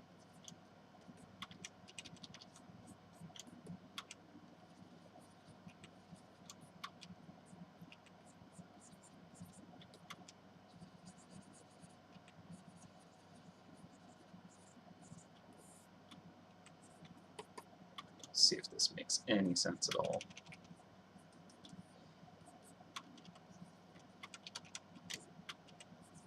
I feel like this fold is maybe a bit too thick.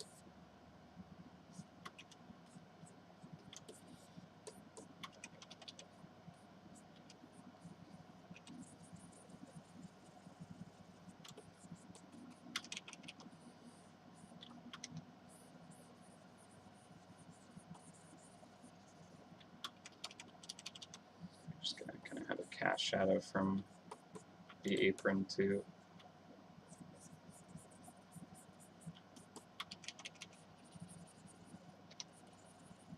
Which will help kind of like give dimension to some of this.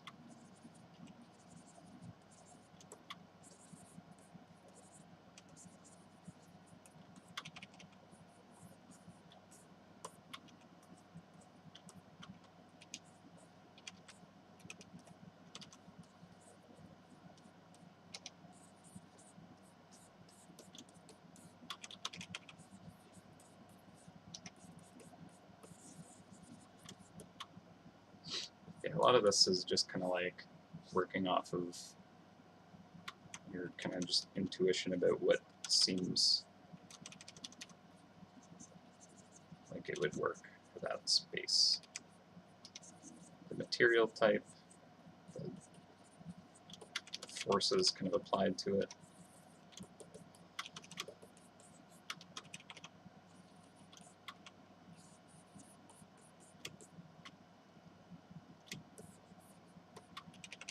That just feels like it's too deep a fold for kind of how far out it is.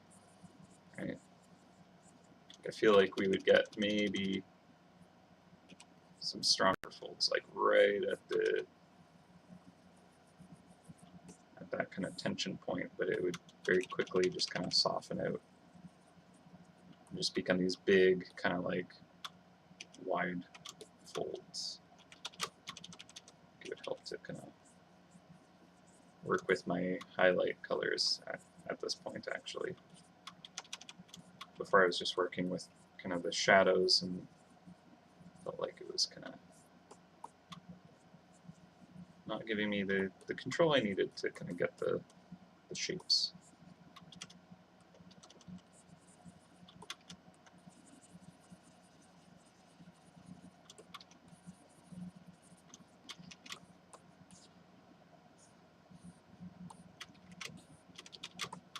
So here is where it's kind of like interesting for me. It's like when I have these folds coming from the back leg and then this pinch point, what is this kind of interaction going to do? Right?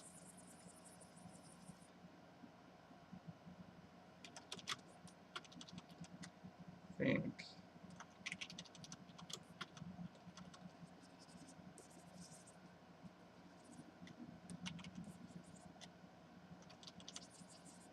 maybe start to almost get a bit of turbulence with it.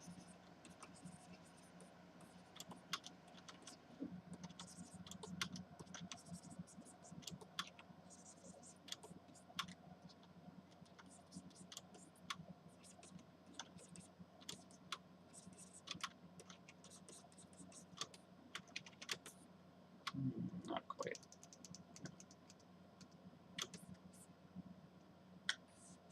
that works.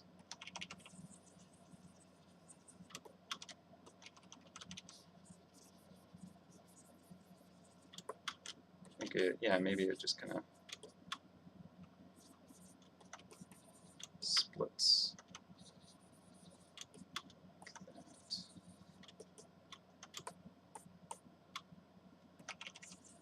And I think these just kind of soften out really quick, actually.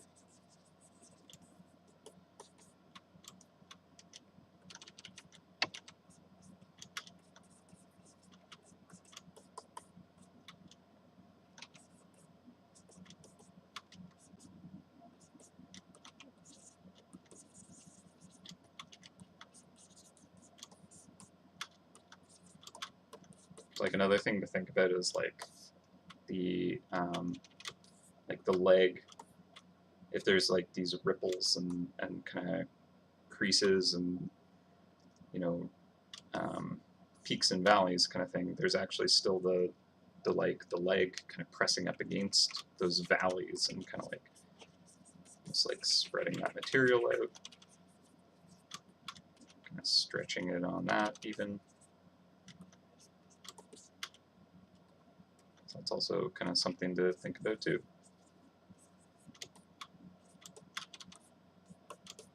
I think I need to get more of that highlight in here too, just to have more of that to work with. Maybe a bit bright.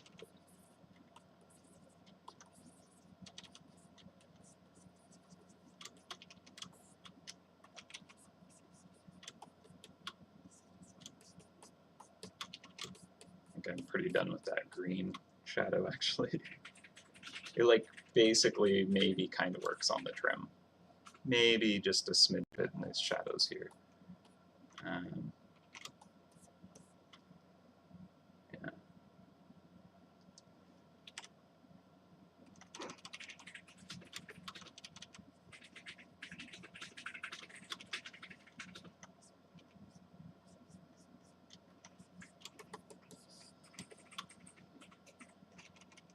Yeah, and so I want to kind of use that idea of like these waves, the folds propagate out from that source.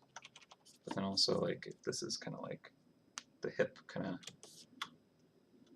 pressing up, this is going to be kind of propagating waves out like this, perpendicular to it, right?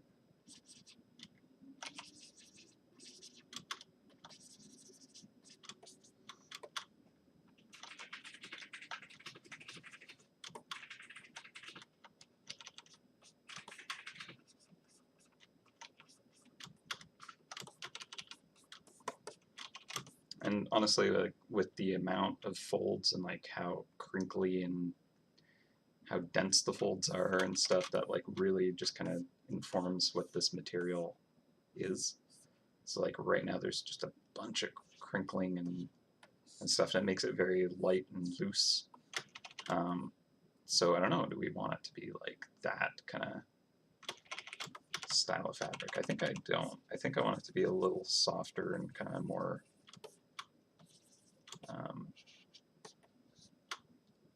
just like it doesn't fold quite that intensely. Like the apron I feel like is a better material for that, where it's like really thin and kind of more crinkly, but this is more kind of like heavier and thicker. So it's going to kind of like take more to create these folds, and they'll be spaced out more kind of thing. Especially if I have like this big kind of like fold right here. I feel like that kind of gives us an idea of like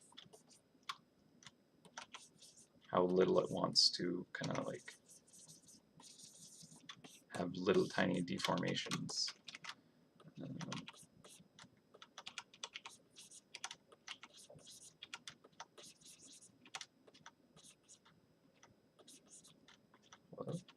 Oh, that's why. I was like, why am I not painting? And I'm not using the brush tool. It's using the smudge tool. Alright, so that Yeah, and just like all the edges can be quite a bit softer if we have kind of like a thicker, kind of softer fabric, more stretchy, heavier.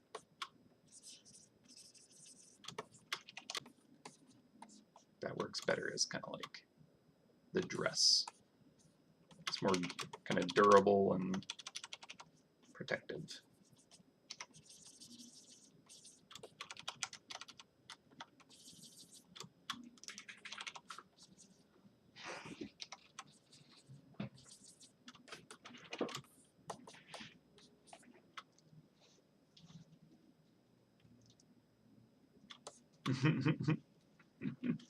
Well, you're welcome for that. Always happy to talk about the physics of 2D drawings. You know how that goes. We must render the attenuation. But what is the shear strength and ratio of this fabric? Oh my god, it is so warm right now. I'm just kind of like sweating sitting at my computer. Our building has been just not very good, like the maintenance. So like our building was sold to kind of like a development company a little while back, so the super that we had to go because that's just how that stuff works. And the people managing the building are like, we don't need to turn the heat off at all, right? Ever. Or like mow the lawn. Like it is like when I take washout, I have to kind of like check him for like ticks and stuff now because like the grass is so tall that like that's their jam, and it's warm enough that now that they are out and about, so it's just like not fun as a pet owner to kind of be like, cool, let's go to the yard where you like to go.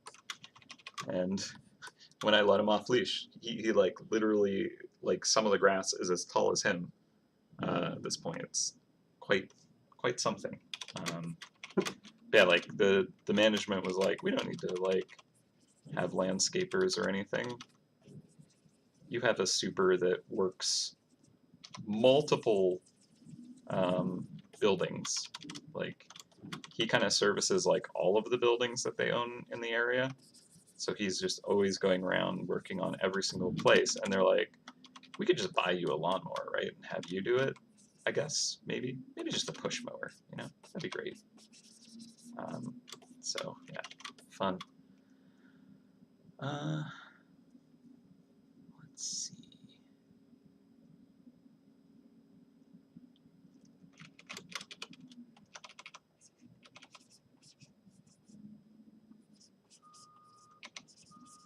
Yeah, I miss the super we had before. She was pretty great. Much more on top of the things. Yeah.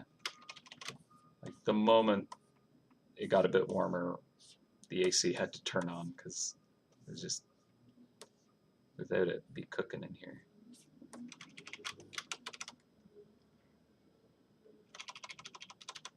right.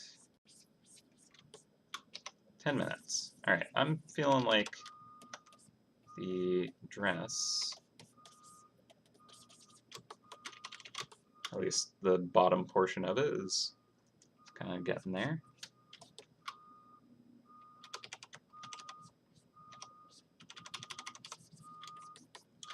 Good enough to move on.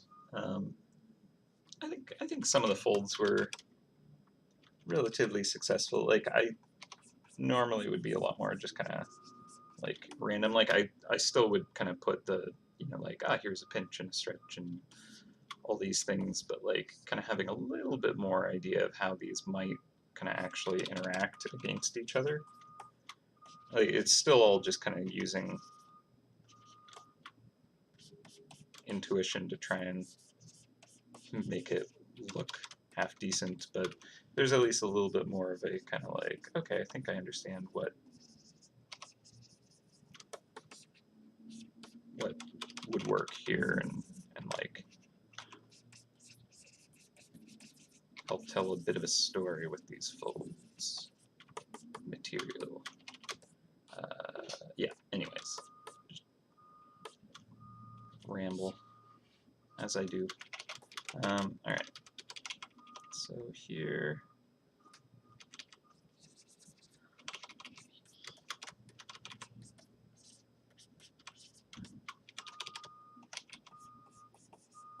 I have some cast shadow there.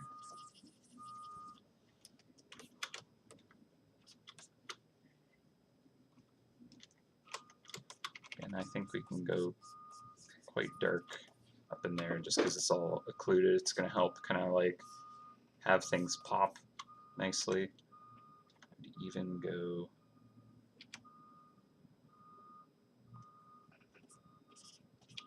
as dark as the eye. It's probably a bit too dark, but that's a bit much.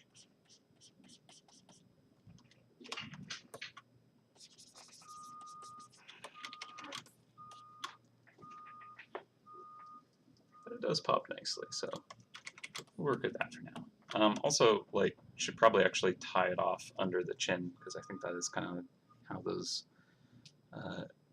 things work. Yeah, probably do that. And I'm thinking maybe the apron should actually kind of like flow out over top.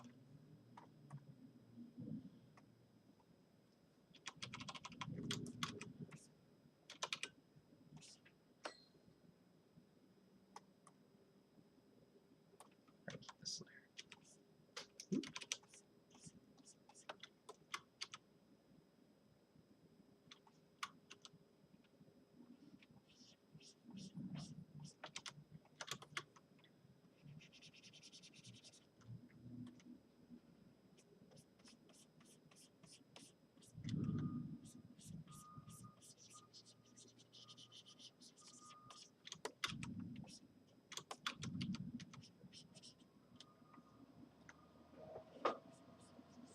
There's enough of a chat delay that I'm not entirely sure what you're referencing, Matt. Definitely something I spoke about.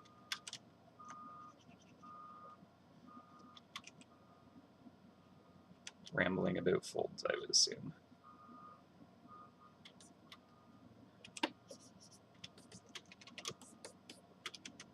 Yeah, yeah. I think that the apron would just kind of cover over this area entirely. And actually, looking at it, it's like, oh, this should probably have cast shadow across the whole thing.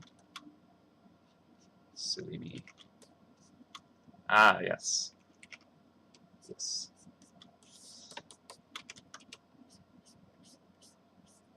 I am familiar.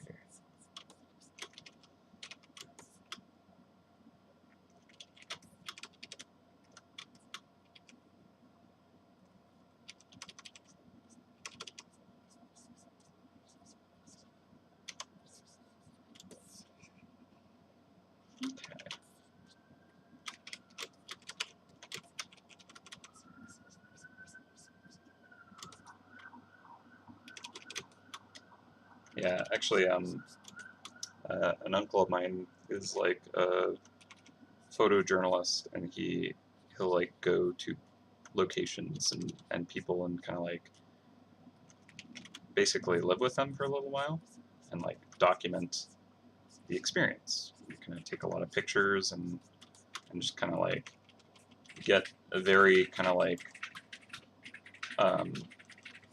good perspective from like the point of view of the people he's kind of working with, often like refugees or like he's worked in a lot of war-torn places, but also he's spent quite a lot of time with Mennonites, and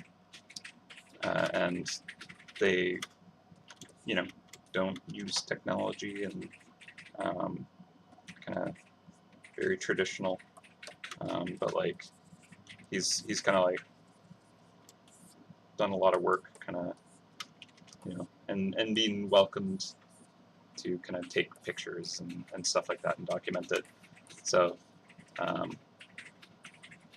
seen quite a bit of kind of like the kind of like land kind of keeping and kind of like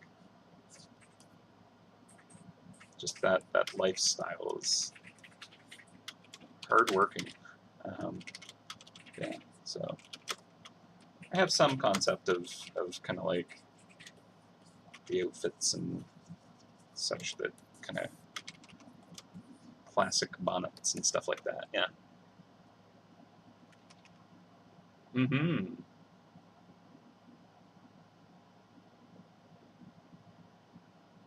Mm. On there, I feel like a missing part of the chat for some reason.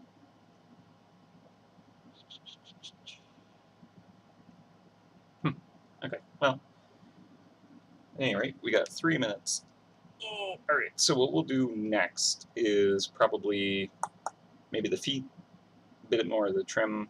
I think like the bonnet here isn't as kind of detailed out as I want yet.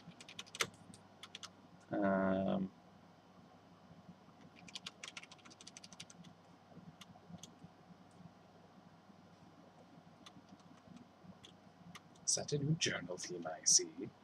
The one that I'm stuck in, this here Hunter's Journal that no one has except me? Why, yes, it's old and new at the same time.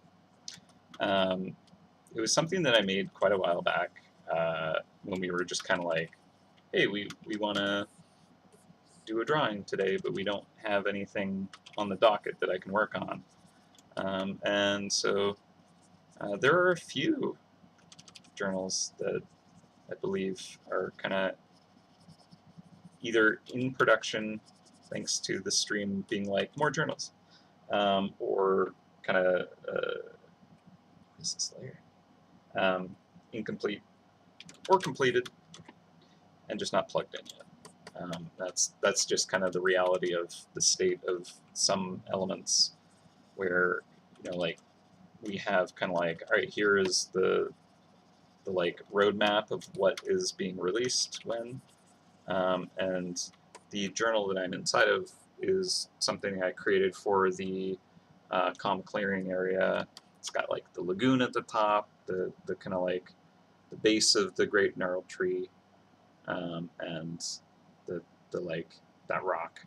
And basically, you know, we know that we're going to address that area at some point in the future, hopefully sooner than later, because it's kind of like a part of the flow, but there is not any gameplay of any relevance and interest that exists there. So we know we want to put something there and fix that area, because it is kind of like the beginning of the game is being reworked a little, so that there is a lot more kind of like, oh, here's a HUD, here's what your goal is, leads you to this next thing, and then you get there and you're like, what do I do? So we want to do something with that, and then as a part of that release, pop this here journal theme in, and we've hit 1 o'clock. So I'm going to go on lunch. I'll be back in an hour. I have Larry linked for everybody once I return. And yeah, me too. I can't wait to see the new traps this area is going to offer. I think they'll be really fun. Just based on like all these themes that we have going, there's so much to kind of like work with and have fun with. I'm going to give another save, and yeah, it's gonna be a good time. So I'm gonna go to. Wait, that cuts out my audio when I do that right away. I'm gonna pop up the time lapse of this drawing, just because there's a fair amount of kind of like fun sketch and stuff like that that we can all just kind of enjoy during the lunch break. So I'll be gone for an hour. I'll put up a timer so you know exactly when I'm going to be back. We'll just keep rendering away. I'll probably not ramble quite as much because I tend to be that way after I've eaten, and I just kind of go into full focus paint mode. If you talk in the chat, I will attempt to kind of respond to it, but I often get so in the zone that I don't notice. But I'll see you in an hour, and I'll put up a little timer so you know. And that'll be, put that for 58 minutes. All right. Until then. Bye.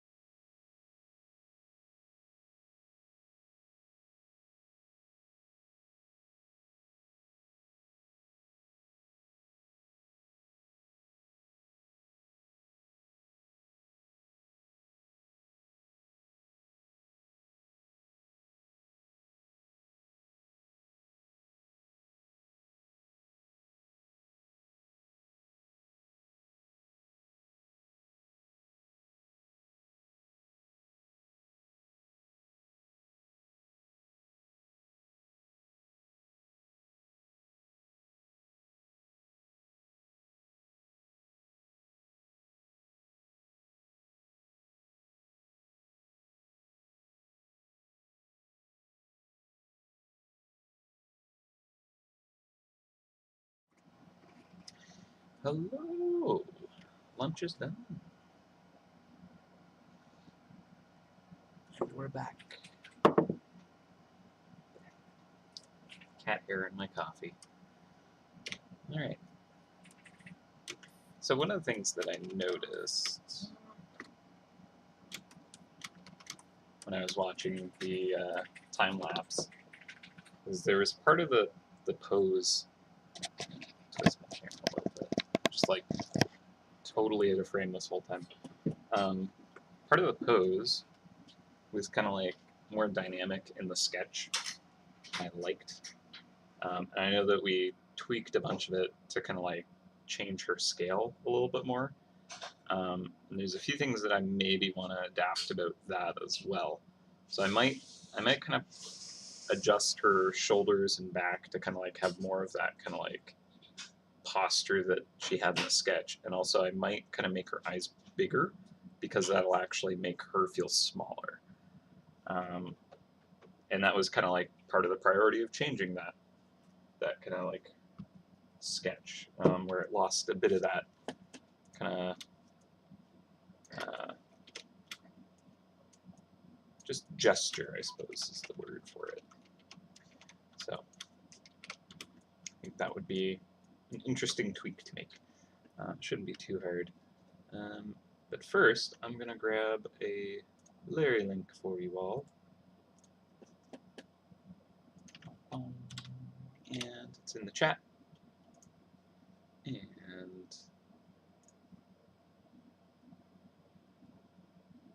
you know, I gotta claim it, make sure it's working, right? You know, gotta be sure. All right, so just looking at team messages. All right. So what I'm thinking is I'm gonna stream for maybe 2 hours. Wrap up before 4, so just shy of that. And I think we're in a good position to kind of accomplish that. So I think it's okay to maybe try a couple of these kind of like tweaks. But the question I have is, would it be easier to kind of render out more of the character, flatten a bunch of the layers, and then kind of like manipulate those once they're kind of more resolved and then fine tune it? Or would it be easier to kind of like make those adjustments now and then render with it adjusted? I think it might be easier to do it now, just because one of the cool things about Clip Studio is I can kind of like manipulate multiple layers at once. So this would be really hard to do in Photoshop, but I can, in fact, just kind of select all these layers, go to my liquify tool, which is new and wonderful. A little while back, didn't have this ability at all. So what I can try is just kind of smoosh. It's not doing all of them. Dang. I thought maybe it would. Okay. Interesting. All right. So if I make a selection, will this work? Can I just shear that? That does work. So what I kind of liked was there was more of this kind of like lean. Yeah. 3 cowgirl ribs in that one. You're welcome. Gotta destroy the that economy, you know. All right. So there's a little bit more of a kind of like kilter in the sketch. The bend at the hip was more pronounced, and I think that looked better. So just by kind of like shearing that a little bit, leaning forward more, I think this elbow kind of coming forward and kind of back more severely actually helps with that too. So I'm going to adjust that as well. But yeah, like, so I can't liquefy all of them at the same time. I guess that's too much to ask. That's fair. Maybe one day. But this elbow, if I bring that forward and kind of have it come back more, it's going to kind of like play into this kind of, you know, angled lean, which I think is what was really working with the sketch as well. The dress kind of like, there was more of a kind of like arched back, kind of like, the concept that I really liked with it was how much more it looked like she was leaning onto that bow staff. So just by kind of flattening that out a bit more and kind of tucking it behind the shoulder, kind of creates this like arching and then off the hip, kind of leaning against it, right? Whereas before it was kind of more just that, and it's like, yeah, she was kind of leaning into it, but like this feels more kind of like really putting the weight onto it, right? So that I think is more interesting.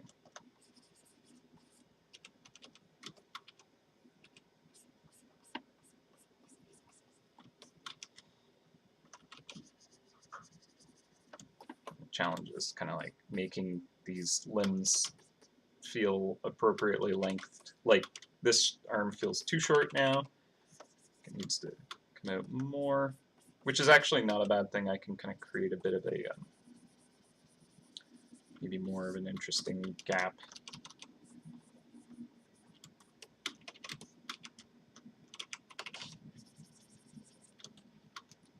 Or have the staff kind of more visible, where it, like, you can see that the arm is kind of wrapped onto that.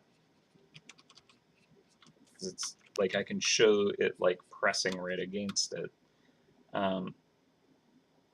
And so here's an interesting thing. Should the staff actually come out between the shoulder and her head, making it kind of like this, or should the arm be kind of like this? I think this would make more sense.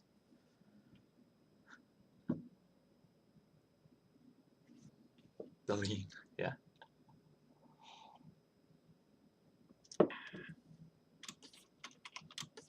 Yeah, there's much more of a kind of like strong lean, which I liked that the character had that going in the sketch. It just felt more dynamic and exciting. So yeah, I want to try and bring that into this a bit more. Yeah, okay, so this staff is going to go in front of the dress then.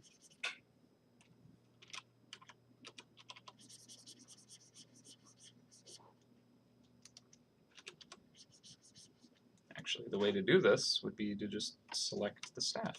That way I don't need to kind of like erase back and forth and overpaint and stuff like that. Okay, yeah. So then this arm is kind of tucked up alongside that staff. That works.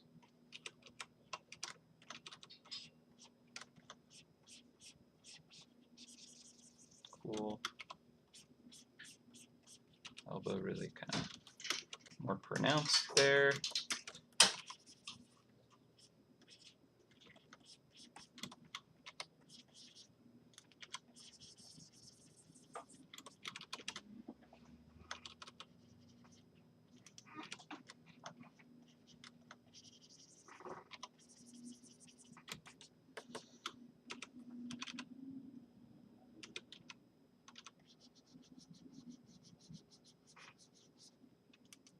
And I think maybe she, like, I think her head was like a little more stooped forward in the sketch as well, and I think that looked pretty good, but I don't know if I want to try to add that here.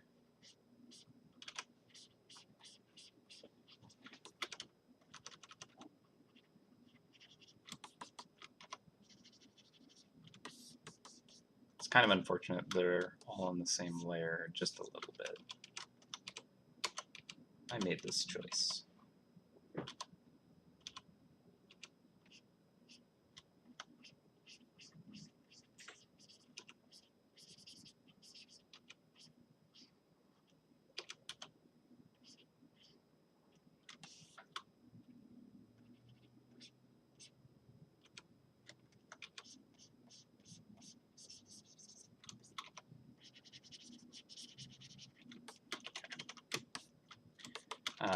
The staff can have quite a bit more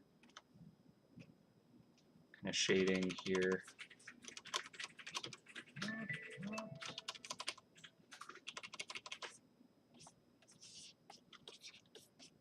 The arm was blending with it a bit much. This is the trim.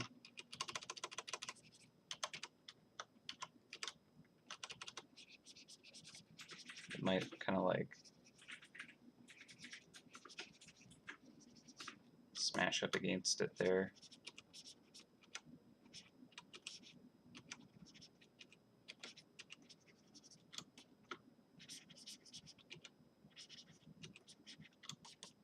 Cool. All right.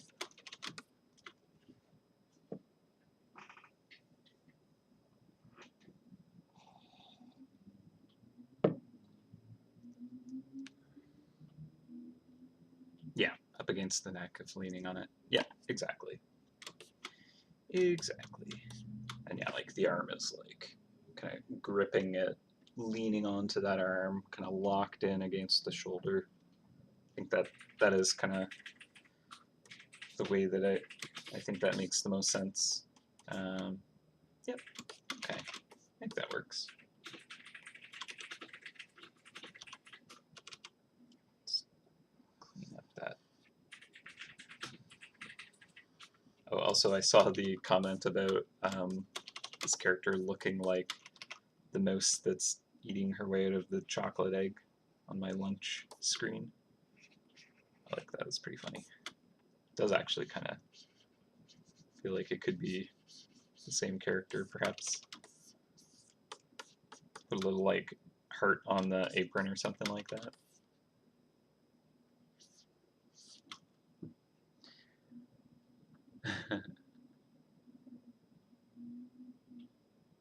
Do we have to find sheep mice in the forward farm? I can't tell you what the mechanics are in the play, but I do not believe that that is part of the flow. No. Do not have any sheep mice as of yet.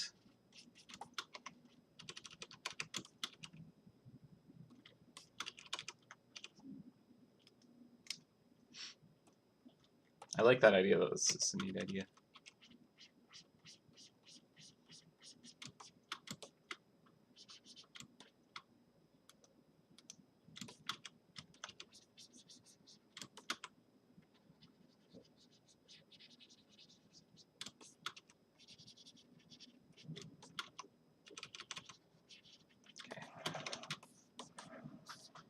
Okay, let's see. I feel like that's coming along nicely. We could just do like a really quick pass on the staff to just give it really a little more dimension. Nice and easy. Let's start with just kind of, maybe even just kind of more of a gradient where the top is just kind of a little lighter.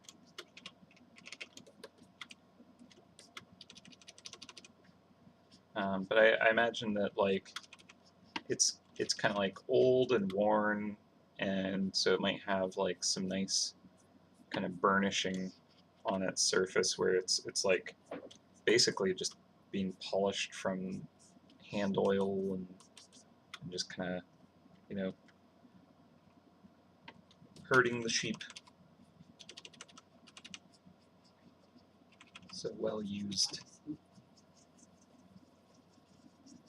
So Alex is doing the stream too, so I might switch to headphones because they've switched to headphones too. Yeah, I'll do that. Make it easier for both of us.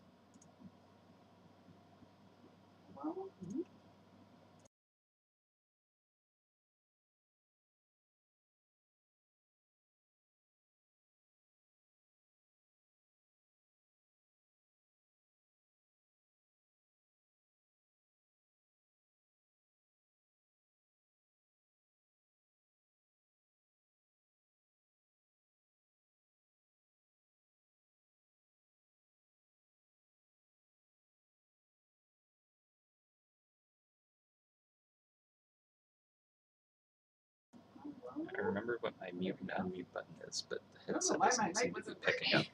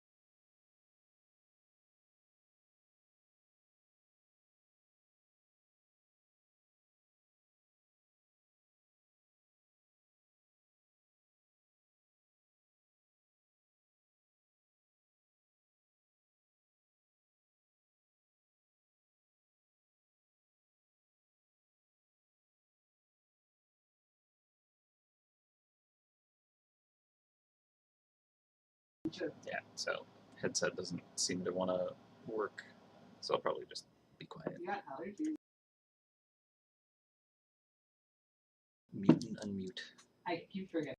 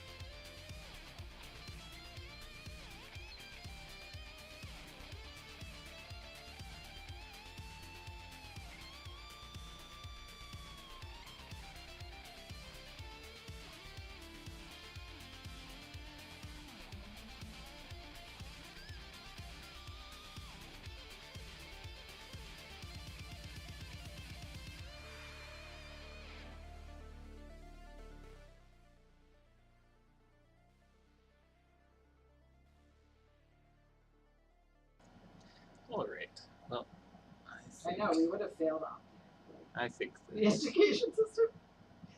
going to wrap up. I feel like I've gotten to a point where I'm pretty content with this, and I've maybe have some tweaks, but when I upload it, maybe on Monday I'll take a look at it again. But I have some other stuff I wanted to wrap up before the end of the day, and I'm not going to do that on stream because it's HUD stuff. I'm not a social person. But I use quotation I think that finger quotes. this covers kind of the character pretty well. Just watching the time lapse again to kind of see where it came from. Also post the Larry link in the chat again as well. And yeah, all right. Thank you for hanging out, everybody. Always appreciated.